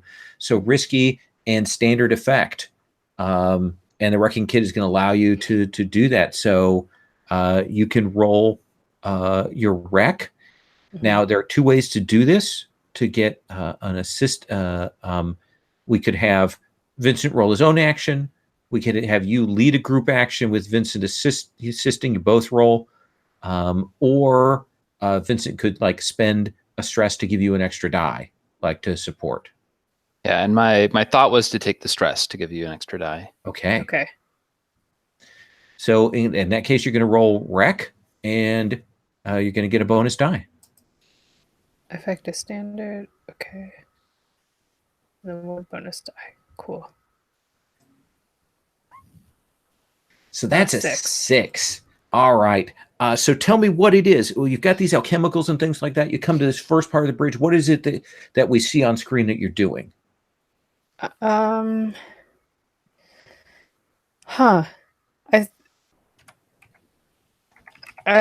have a special waterproof sack that I carry around. That's my wrecking kit, like around my shoulder. So I go there and I lay it out, and it's literally just gunpowder. I just like line the where the structural support would be with that, and then I'm like, all right, step back, folks. Okay. And I just light it match and drop it. So you blow this first section of the bridge here, which reduces the structural integrity. I mean, it's going to shake the bridge a bit, and it's going to cause some problems here. Splinters go flying in the air. The smoke will go up, but of course it's raining too, so that will kind of carry that down a bit. And the bridge does shake, but it is still holding in place. It is still crossable by the undead there. So let's come back to our officer. Nate, what's the next step? You've got one of your people in danger. Two of your people are moving up and doing that explosion. What do you think? So I think that I think now's the time. Since once the explosion goes off, is for us all to assault and run in and try to attack the undead. Okay. And take control of this bridge so that we can plant enough of the explosion to take it out. All right. So are you running up then? Yes. Okay. So that does sound like you want to engage to skirmish this group of undead.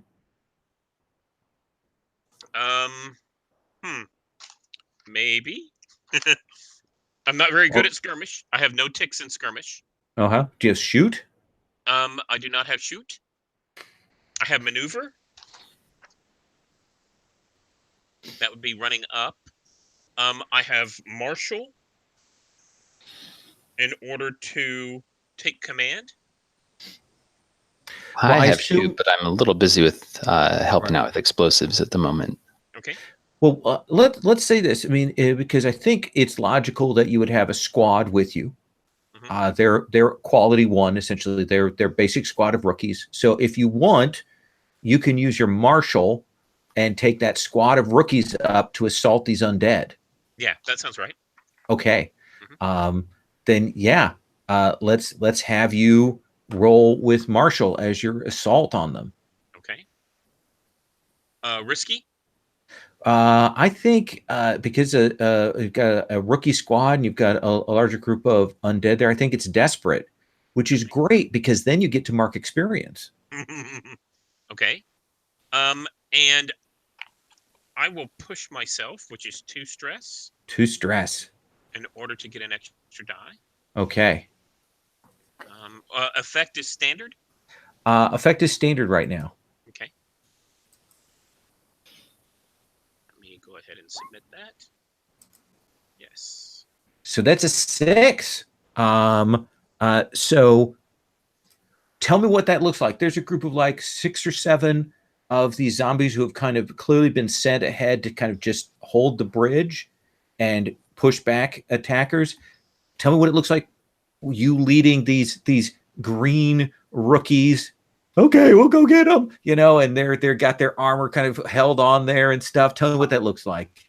So basically, before they have time to think, we see the explosion go off. This rattles the undead, and I point to you, and you, and we take off running.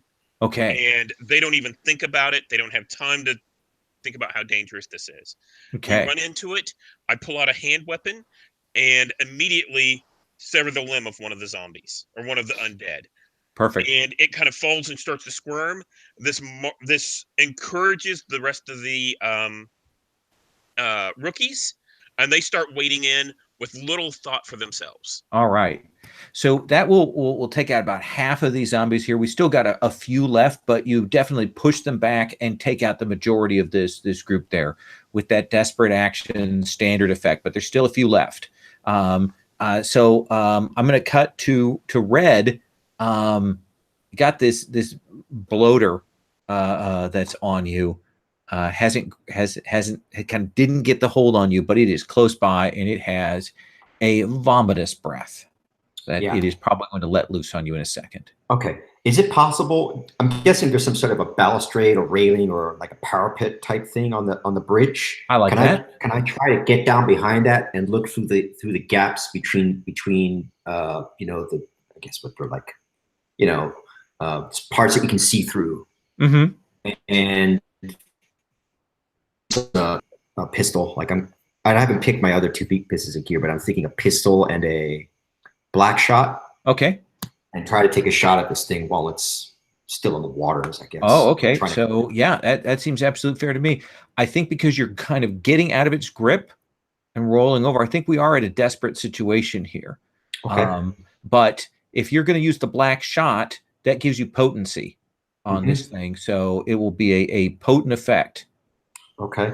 You good? Now I'm good with that. I actually have a special ability that I took, which is if it's desperate, I get +1 die. Look at that. Then you want the desperate actions. Yeah, I've got that daredevil. Absolutely. I mean, it means that worse things happen if you screw it up. But oh yeah, you want that, and you get to mark XP. You're losing money not doing that. Yeah, and I want to ask you, what kind of devil's bargain do you have here? Oh, what kind of devil's bargain? Let me see. I think that the devil's bargain is going to be that I'll give you an extra die because you have to kind of lean in. And this thing is a bloater. So I think you're going to get a face full of it. And you're going to have to mark a point of corruption. Oh, okay. Okay. Are any of my companions close, or am I still cut off from them? Well, your other group has kind of moved up to support. So it's like I mentioned that you and the squad are kind of at sort of more towards mid bridge, whereas our heavy and our medic have just blown up the sort of the end part that was closest. Okay. Okay. All right. So let's take that. I'm going to take that. Definitely do that. Mark corruption and get an extra die. So is it possible for me to help with this via my channel? My channel allows me to spend it to acquire an asset for the squad in a flashback. And I roll concert to determine the quality. So this would be us flashing back and saying that you had some equipment or something that would help out here. Like what would it be? Yeah, I think this might be like you have a waterproof roll that's been wrapped around your arm. So whenever you reach out to strike this thing, you pull down this roll, which provides a little bit of protection. Because we knew that this was a bridge, so it just provides a little bit of a shield. And what is the effect you're imagining from that? I'm not certain. It depends on the roll. I'm thinking that so specifically you're trying to protect yourself from this thing. Is that correct? Well, he's firing this off. So here's the thing: is he wants desperate, yes. And he wants the corruption for the devil's bargain thing. Yes. So you can't really negate either of those things. But he's not trying to blow up the bridge, correct? No, he's not trying to blow up the bridge. He's trying to drive back this bloater. Yeah, I'm taking a shot at it with. Yeah. So you may want to hold off on that flashback. Okay, that sounds fine. Yeah, but I think it's a really good resource to use here in a second. Okay. So you got that devil's bargain. Mark that corruption. Yep, done. Can you get this splatter in your face? Yeah, some foulness from this bloater.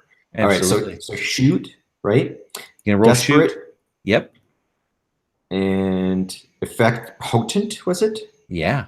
So it's giving me standard limit. Great. I guess that's great. Yeah, great. Yeah. And for dice, I get 1, 2. Is that correct? 2 bonus dice. Look at that. There's almost no chance that you could fail this. We'll see. Well, I got a 5. You got a 5. So you hit this thing, and the black shot hits, and its like face has come up with those big kind of double chins, like a frog, like a bullfrog's thing, and you hit that, and it pops like a blister, and it's more than you expected, and you're gonna mark 1 for the devil's bargain, but you're gonna get more corruption than you thought. Oh, boy. Now, you may resist that if you wish. I would love to do that. Okay, because that's the consequence. It's thick, viscous. All over me. Yeah. Am I close enough to spend my thingamabob or no? Anchor. Ooh. Yeah, if you want to, do you want to spend that to do that? I would love to spend my anchor. Okay, tell me how you do that and keep him from getting that face full. Yeah, so it uses a special armor against consequence to squad I'm defending. I have a fine tower shield. I don't know what that looks like, but I assume it's some sort of shield. And I think I see, like, just at the moment, as I'm like looking up from my bag of gunpowder, and I see like, oh, I know what's gonna happen. It's gonna be an explosion of gut juice. So I like chuck my my tower shield, and it like thuds into like the bridge right in front of Red. Okay, and, like kind of hits, kind of clings into that wood there, and splash. So Red only takes a little bit of the splashback, has to wipe it out of his eyes. Your eyes are burning, Red, but you didn't get it in your mouth or nose or anything there. That's great. It's kind of pulling it off. It just ugh. So yeah, and you hit this thing hard enough that it actually kind of gets sucked under by the river, and gets pulled underneath the bridge. Is probably going to get with the current is going to get yanked downstream. Let's come back to our medic and see what you're doing. Okay. Yeah, I think that I breathed a sigh of relief that none of that got in his mouth, because I didn't want to have to take care of that. Because you have a particular method for taking care of that. Yeah. How much attention are we drawing with all of these explosions going off and bullfrog blisters exploding? It is mostly the explosion, because that first sort of you wanted to blow up part of it to kind of get things started rather than kind of setting everything and blowing it at once. Yeah. So that noise is probably carrying even over the rain and the sound of the river. If there are other undead, which there are, I've sent out advanced scouts, they're going to be drawn to that. They're going to be homing in on it. Is it feasible to say in a flashback that there was anything more that we had set? So if I could... Sure, tell me what it is. Yeah. Let's do a flashback. Yeah, so I think that we had kind of... We had planned for this eventuality. Okay. That, like, the first explosion that Bear and I had just set off was really designed to get attention so that we can start to draw them over the bridge to set off another. Oh, okay. So I think I go running from the site of our first explosion, trying to draw attention to follow me. And as I'm getting pursued by a bunch of zombs or whatever, level my pistol to try to fire and kick off our next round of explosions. Okay, so you are moving all the way across the bridge then to the far side, and the flashback is you rigging up the explosions and getting it set. Yes. Okay. So let's have you spend a point of stress for the flashback, and then do you want to do that as rig or as rec? Works out the same way for me, but I think that character-wise, the rig makes more sense. Okay, so let's do rig. Do you have anything special equipment-wise or anything I should know about that you're using to increase potency? Looking through what options I have, and I don't think I really have any options to boost potency. That's fine. Then let's do rig. Yeah. Do you want a devil's bargain? I would love to hear one. Absolutely. Well, I'm going to say the devil's bargain here is going to be that if you blow this thing, you can't get back across that bridge here without a massive leap or trying to swim across the river. Oh, I think that was part of the plan the whole time. Okay, then I'll give you an extra die there. Okay.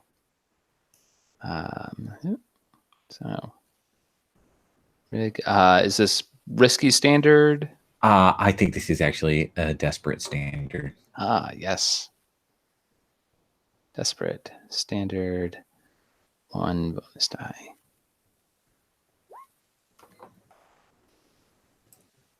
A 6 and a 5. Oh. Look at you. So close to critting on that. I know. So tell me what that looks like. Yeah. So I think I'm running along and I think that one of these creatures it's coming at me faster than I had anticipated. Mm-hmm. So I have that concern that I need to get this shot off with less time than I anticipated, and this is not my strong point. But I turn around, I give like a swift kick to knock it a little bit further back on the bridge, level my pistol, close an eye, and I actually close both eyes at the end. Okay. Before firing. So it will go up. Now I'm going to ask you a question here. Of the sort of effect of the count worth of effect of this, how much are you more interested in drawing off the zombies that are coming blowing the bridge or putting yourself in a better position? What's the priority here? Or are we putting all the eggs in one basket? No, I think that I would have had to be getting a better effect to knock out all these at the same time. I think like my initial concern, like, yeah, I want to make it out of this. So Okay. I think that it's about making the ones that were chasing me directly make it so that they can't. Okay, so I'm going to just tick the clock down by 1 then, and say that you're in a decent position. Does that seem fair? Yes. So let's do that. Which brings us back to Nate. You hear that small explosion on the other side. It kind of cracks a section of that. There are more zombies coming, and it definitely looks like your medic is kind of drawing them off and looking for a way to get back over here. What do you want to do? So I think now's the time for me to tell the scout, to do his job. Plant that explosion and blow the bridge where you need to. That seems fair. Do you want me to cut and do his action and then come back to you? I was actually thinking that this would be me command. So this would be discipline. Okay. Does that sound right? And then we would use that flashback to show an asset. Okay. And I think that's all I've got. And what is it? So the asset is essentially. In this case, I think the asset would be we have prepared some explosive with sticky on the back, like some tar. Okay. So that he is, kind of under the bridge, and he slaps it onto the bridge, and it's, it's sort of like Nate screams, stop dancing with the things in the water and plant that thing. And you get to roll that with consort, right? Is that what the special abilities? What does it say? Yes, that is right. Okay. I roll with consort to determine the quality. Okay. Then let's have you roll with consort. Or consort. I don't know how you say it. I'm from Indiana. Yeah. We don't say things right. Position. I think we're talking since this is a flashback. Risky standard. Okay. And the flashback costs me a stress, correct? Costs you 1 stress. Yeah. So I will just roll that without the bonus dice. Okay. And I got a 6. I got a 6. So that's the quality level. Okay. So that would be quality level 2. So that will do that. It's very sticky. Yes. So I think that's going to increase the potency of his action if he wants to set up the rig or the rack. Okay. Okay. Okay, that sounds good. Sure. Let's come to you then, Red. Tell me what you do. So he's given me this flashback was to give me this extra bit of gear. Yeah, that you kind of pull yourself up and you pull out the extra gear that he prepared for you. Yeah. So I wanna just roll to the side of the bridge and slap it right underneath the rail. Okay. Get it in place. Do you want to roll rig or you want to roll wreck?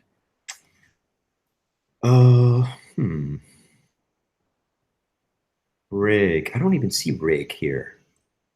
Is that it's not Tinker? Oh, it's Tinker in the seats. Yeah, I Oh, was confused for a long time too. Oh, okay. I think they've got it labeled on the character sheet one way and another way in the book. Yeah, sorry, I didn't even realize that. That's cool. I don't have any. I think rig makes sense because it's not actually the wrecking isn't happening. But okay, I don't know. What do you guys think? I'm kind of on the fence with that one. I'm either way. Do you have a dot in either one? No, I don't. Okay, so unless you push yourself, you're going to be rolling 2 dice and taking the lowest. Let me push myself. I'm going to push myself. So I'll Okay. take 1 stress. And I'd like to hear, I love hearing your devil's bargain. So Okay, let's well, hear it. I think that this thing is sticky. And I think the obvious devil's Stick bargain it to is me. that when it goes up, you are going to take some damage. I'm going to pass on that. Yeah, I'm going to pass on that one. Fair enough. All right, so I'll go ahead and roll. So if you push yourself, you cost you 2 stress, Yeah. and you roll 1 die then. Yeah. All right. Tinker. Is there an Risky. additional die from the consort? He from increases the potency. So right now okay. it's risky and great potency. Mhm. Yeah. Okay. And no bonus die. No bonus. Oh wait, Well, one bonus one, die. Yeah. I guess. So that's a 4. So risky. I think that you get it on there and you get that set. But then as you kind of look up, you will see like a tree come and it catches you and it drives you under the bridge. You know how the water is up and it kind of hits you and drives you under as that explosion goes off. Now, mind you, you're not going to take a hit from the explosion, but now you're kind of jammed under this bridge in that dark water. Okay. Does that seem reasonable? No, but I like it. There's nothing reasonable about that. Okay.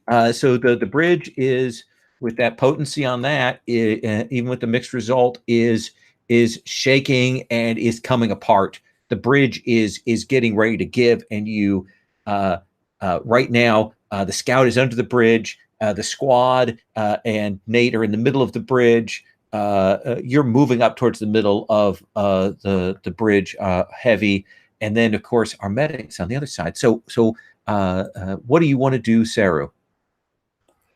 So I think Chero wants to like go and basically create an opportunity for everyone to run back. Okay. So, but Cherry wants to, so wherever I can go and hold off any of the undead that are left. Ooh, I like that. So you're kind of moving up to kind of push through and maybe, extend a hand for your medic if they want to make that jump across, that kind of thing. Yeah. So what do you think that's maneuver, or how would you describe that? Huh. Yeah. I guess so. I guess that seems to be what that would be. So nothing in maneuver. I could see maneuver. I could see discipline for shouting orders. I could see skirmish for holding a position. Yeah, let's go with skirmish. Okay. No, this is the trick is you figure out how to put the fiction there. So what is it that makes it skirmish? Who are you cutting through? I think there were still undead, right? Because I think Nate destroyed some of them, but not all. Right. And a part of it is that I am literally fighting with them, but I'm also like deliberately making a lot of noise. Like I think I'm just like roaring. So that it's distracting enough that like, because we established in the fiction that the undead are kind of attracted to sound. So yeah, I am just like straight up noisy fighting as a distraction. This is perfect. It's kind of desperate for you because you're having to move along a bridge that's coming apart, knock some of these undead down, and get to a position where you can aid and draw attention there. Okay. So desperate. Do you have anything to think that would assist you in doing this? Any items or objects? I mean, I have a fine large weapon. I think that's just the damage that you do. Okay. So I think that's good. Actually, I think that does give you potency on that if we were fighting one-on-one. So I'm going to say desperate standard effect. Sure. Yeah. Okay. Roll with your skirmish. Do you want to push yourself? Yes, I would like to do that. Mark 2 stress and give yourself that bonus die. Okay. Oh no, it disappeared. The roll. Okay, let's try again.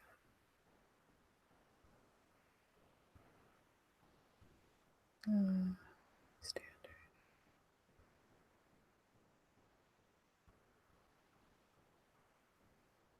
So that is a 5 with skirmish. Did you roll wreck or skirmish?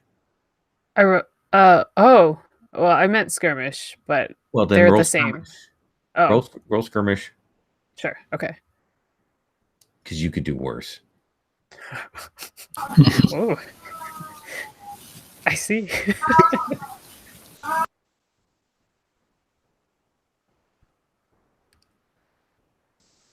And don't forget, whenever you roll a desperate, you get. Oh, come on! I thought I could get you with that one. Oh yeah, roll Yeah, a six. nice. Don't forget, when you roll desperate, you mark experience in that area. Get right. experience points. So you go rushing across. You knock some of these undead. You get over that area where our medic blew out a part of this Chevalier, and you get over there to kind of put your hand out to give them an opportunity to make that leap across before this bridge goes out. So you are set. So the undead on the bridge are cleared. Hand is out. Chevalier. All right. Yeah. So I think Tyrus, he steps back as far as he can and just gets like a big running start to make this jump. And time just, it seems to slow down. It's like that shot that happens about 50 times in Tomb Raider. Or just perfect. This seems like maneuver, right? Yeah, I think it does. Now it's going to be, you have a choice. You can either make it potent, her assistance makes it like super effective, or you can reduce it from desperate down to just risky. Oh, no, I'm going to keep it desperate. Okay, mark that. Yeah, excellent. So it'll be potent. Okay. Maneuver. And I feel like I'm still going to want to get an extra dice somehow. You could spend two stress. Yeah, I'd like to hear what a devil's bargain would be. If it's like losing stuff, I'll probably take it. If it's anything else, I'll think about it. Let me think here. I think a devil bargain is actually going to be that when you come down, there are splinters, great splinters of wood, and I think you're going to drive a big splinter through you if you land. Oh, I think that's on brand. That sounds good. Okay, absolutely. So let's give you that extra die. You're gonna take a level 2 wound if you hit. Okay, and it's a desperate stand. Oh wait, we're saying great effect. Great effect, yeah. Yeah. With 1 extra. How did I do? Delicious. So I think, well, you take the level 2 wound from the splinter, the giant splinter that I described to you there. Yeah. But I think that as you kind of landed there, this section of the bridge starts to give. Like you're like, yeah, we did, and then the bridge starts to give out under you, and you're hanging on for dear life. Now you can resist that if you wish. I think I would. Would that be a prowess resist? That sounds good. Yeah. Okay. Or I could spend my last anchor to. Yeah. And my thing, I have 3 dice for each resist action. So okay. So I feel like most of the time I should just make the roll. You're good. There's not a chance that you'll take trauma. Absolutely. None. Cool. Okay, I take 1 stress. Okay. Did you roll 6 dice? Why did it show 6? Yeah, it did show 6 dice. That's bizarre. That's wrong. Yeah. Do you want me to try clicking it again? Yeah, see what happens. Let's see if it does 6 again. No, there we go. Yeah, I'll take the second stress. Okay, like, so you take 2 stress. I don't know why it did that first thing. So you kind of just get yourself up onto this thing. The undead are just are swarming. They are coming. They've kind of come out of the woods and they're pouring forward, and they're doing that thing that you've seen before where they just kind of start to stack and make themselves, because that gap is enough that maybe they could ford that by just connecting, like arms and limbs tangled together to make a body of horrors here. Let's come back to Nate. Yeah. So she sees our scout kind of bob under get hit by the tree and bob under.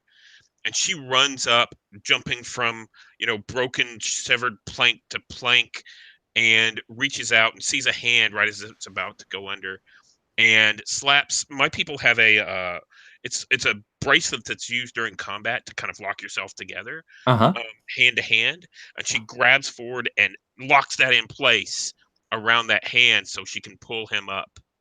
All right. What do you think the roll is for that? Maneuver? I like it. Okay. So let's roll a maneuver. Risky? Desperate? I think it's still desperate because this is a big river, swollen here. Effect standard? Yep. Yeah. And do you have a devil's bargain? Yeah. I'll give you an extra die if one of the rookies goes in the water.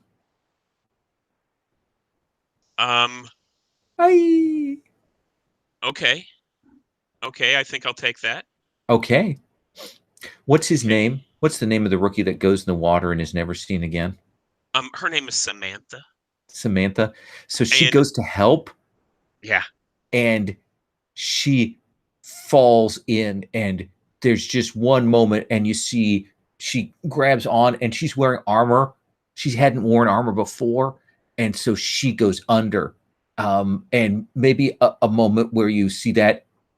And there's also these undead that are kind of being swept out in. So as she kind of comes up to kind of get onto like a log, you will see the undead, the hands come out and drag her under. You get an extra die. Yeah. And I think that Nate, is, reaching down to lock in place and sees Samantha stumble and reaches out with the other hand, but too late. As you see the bob in the water is still kind of reaching out. Let's see you roll. This would be a terrible thing to not roll well on. Roll the 5. So 5. So I think you're going to take a light wound. Essentially, just because of the force of the jerk to your arm as you have to drag him up. Does that seem like a fair consequence? Yeah. Do you want to resist that?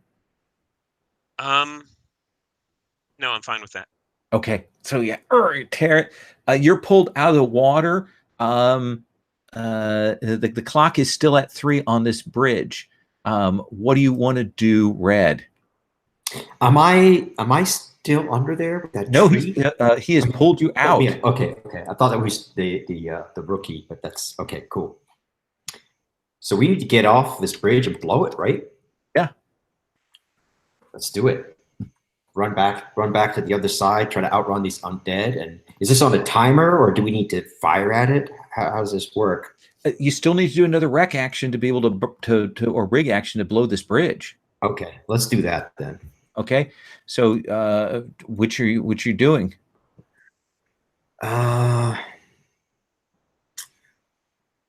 So we're planting what the last charge. Is that it? Yeah, absolutely. But got to get this middle part here because it's going to stay, and you got to break this. Okay, so yeah, I'm gonna do the same thing like I did before, using this last bit of explosives. Get it right underneath the bridge where the undead can't see it. Absolutely. Let's have you roll rig. I think whenever the sticky bomb comes out, you see Nate's eyes get really big because we're locked together. Yeah. Now I have a question. Does anybody have Tinker? I guess that's what this is. What Tinker? Is that I have 2 rec. BT dubs. 2 rec. If you want to, we could actually pull this back and have this done as a group action.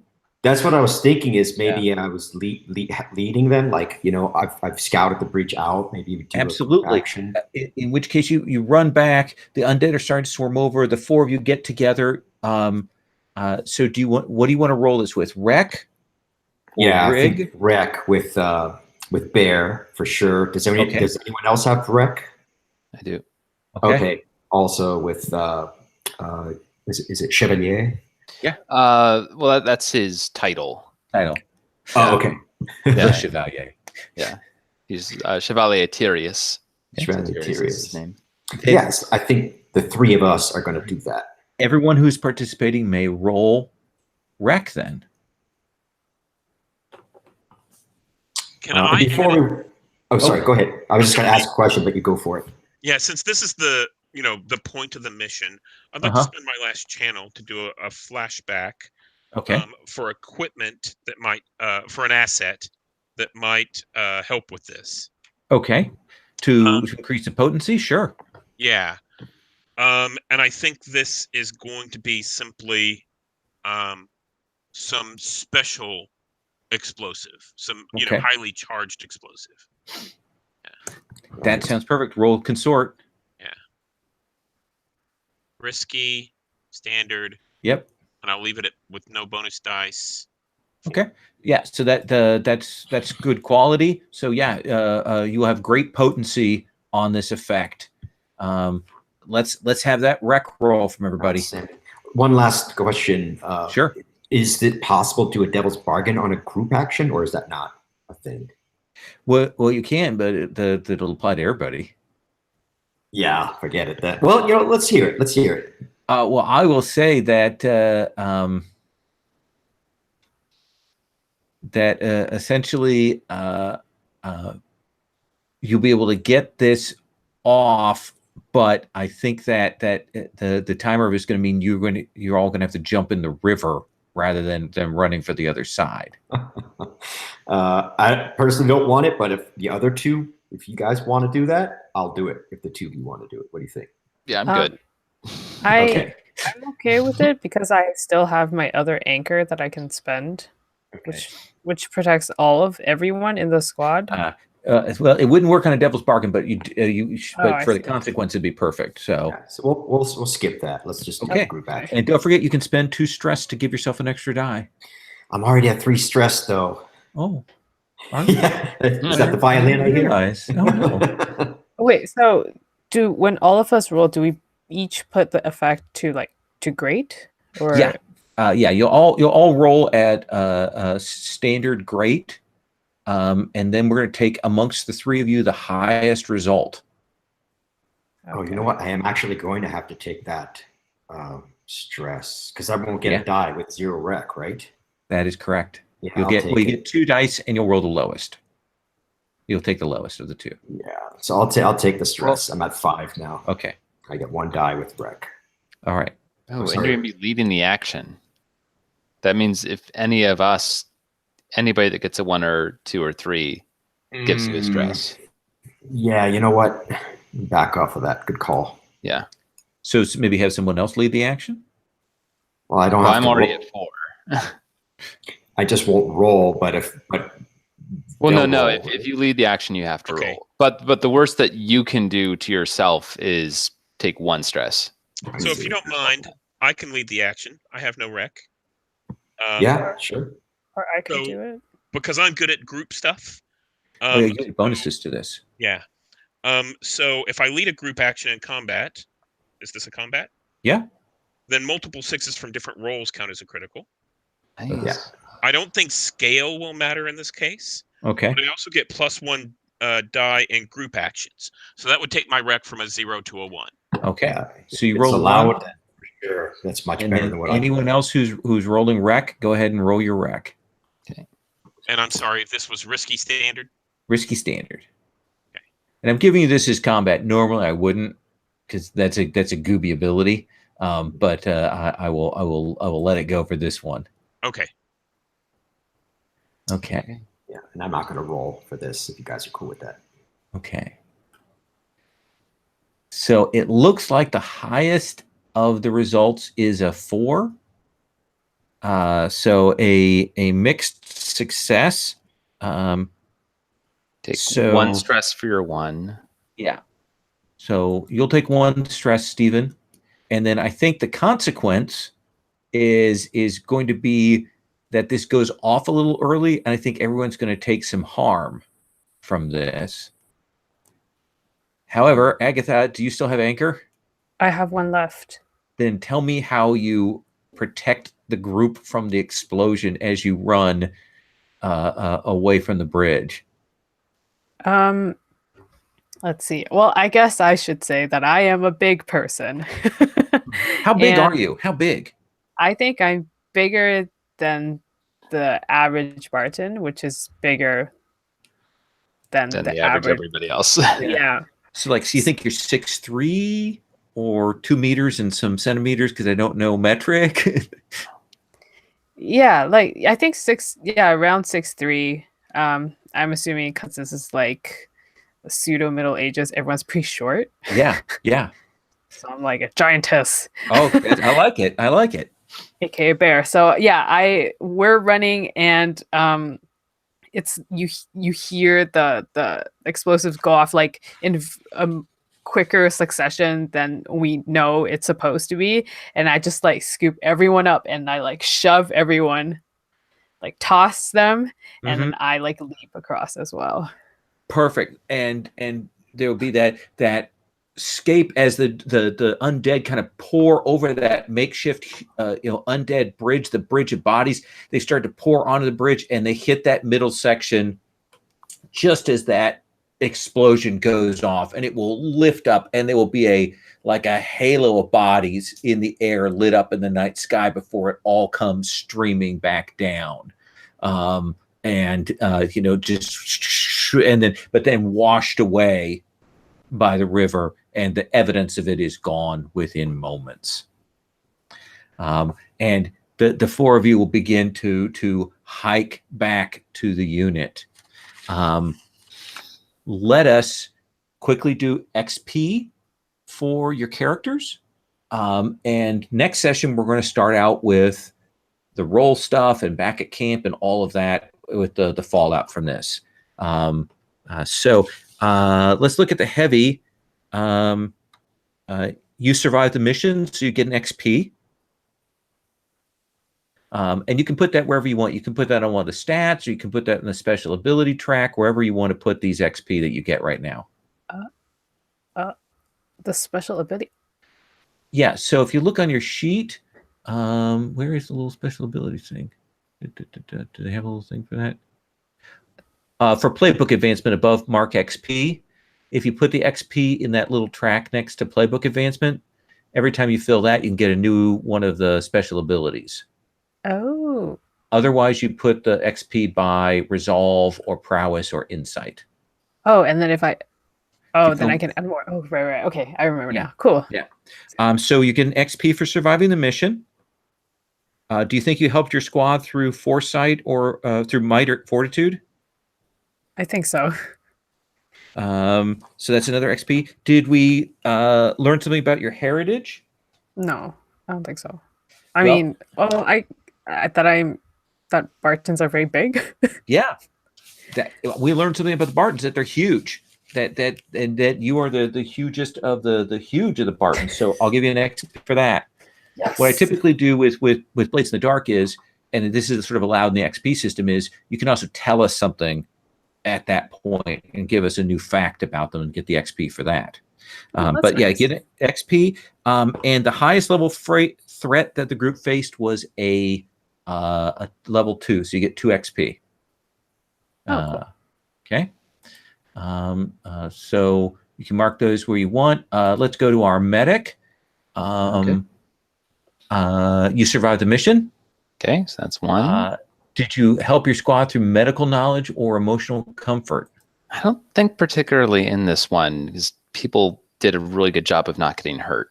Yeah, they didn't get hurt yet. But we'll have to remember that both of those are nice. What do you do? What do we learn about your heritage? What do you tell us about your heritage? Let's see. Yeah, I don't think too much was established in mission, but I think one thing that I was trying to establish, at least in introduction, is that I'm very jaded. Yeah, I like it. I mean, Yeah. we learned something about you, and that's the most important thing for getting the XP is that we did learn. Yeah. So, and you were super vivid in that, by the way. That was very cool. Thank you. So yeah, I'll give you an XP for that, and 2 XP for the threat that you guys faced. Okay. Yeah, and there's a lot of handy other special abilities. So I'm putting all of that into playbook. Okay. Nate, let's look at you. You survived the mission. Did you help your squad through enforcing discipline or strategic planning? I think so. With the channels going back and flashbacks and all of that, yes. Absolutely. So that's another point for that. What do you think we kind of learned about your heritage? I'm loyal. Yeah, we definitely saw that though. That rookie win in the water. Yeah. Let that haunt you later. So that's a point for that, and 2 points for the level of the opponent. Okay. I did notice, by the way, one of the moves. So this is something that might come up later, but one of the moves is an NPC squad mate on my orders can sacrifice themselves. They die and absorb the harm for another specialist. Remember, the Legion takes -1 morale each time this occurs. Yes. So I think that the rookie dying is -1 morale. That is true. Yeah. And let's come to Red. Red, you survived the mission. Yes, I did. Did you help your squad through stealth or foresight? I believe so. Yeah. You went up there. You took the risk, so that's a point. Do you think in the course of introducing yourself or during play, we learned something about your character, about your heritage? A little bit. Like what? When I described my background, and that tree, you asked me what that tree was like. I was going to say that tree is, my people come from the forest, so that corrupted chosen might have been actually from where I came from. Oh, perfect. So a point for that, and then 2 points for your opponent that you faced. All right. Cool. Oh.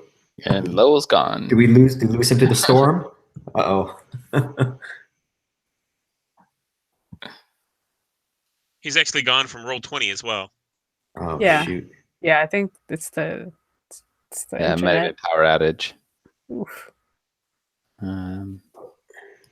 So how are we still live if he's gone? Oh, that's true, because it still shows that it's recording. Yeah. Very strange. Because usually the person that starts it. Yeah. Yes. It's a mystery. So actually, Lowell is replying back and commenting that storm timing, his connection just dropped. So cool. Do we want to keep going with stuff? Let's give him a second. Sure. I'd like to give you all stars, though. Every one of you is actually Vincent. I know you from Gen Con. I don't know if you remember. We played a game with Emily Careboss like 2 or 3 years ago. Oh my gosh! Yeah. You played Alejandro, and we climbed this mountain. Yeah. I'm trying to remember because it was based off of Shoot the Moon. Yeah. Versus Nature.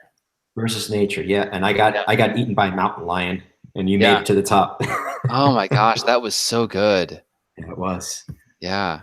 Yeah, but all 3 of you saved my butt in this game. You kept me from taking that stress potentially and to lead the action. And Agatha, you threw the shield out there to protect me. And Steven leading the action was a big lifesaver. So I have a question. There were actually 2 1s rolled during that last group action. So don't I take an additional stress for the other person's one as well? No, no, you take stress if their highest roll was a 1, 2, or 3. Okay. Yeah. Okay. Oh. Yeah. Okay. And then, so Ari, you look very familiar. Have we played together before? I've been to the last. It wasn't at this Gen Con, but I've been to the last 3. Okay, maybe. Maybe I've seen you at a game. I'm usually at Indie Games on Demand. That's where I usually hang out. Maybe. Or maybe you've seen me in a Gauntlet video stream or something, because I've been playing a lot lately. Good. Okay. Yeah. And of course, I played Apillion with you, right? Yes. Yes. Yeah. And this is a very different game. Yes, definitely.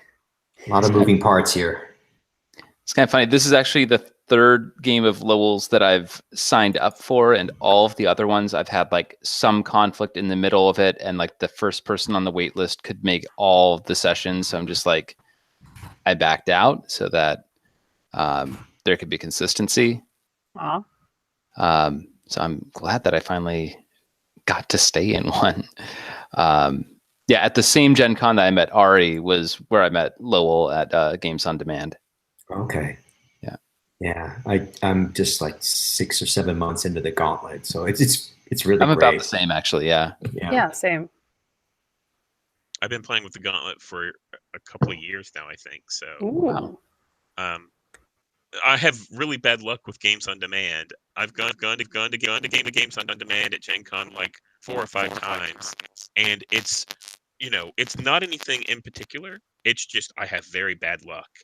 So I'll show up and the games I'm looking at aren't available, or the GMs don't show up. This was very early on.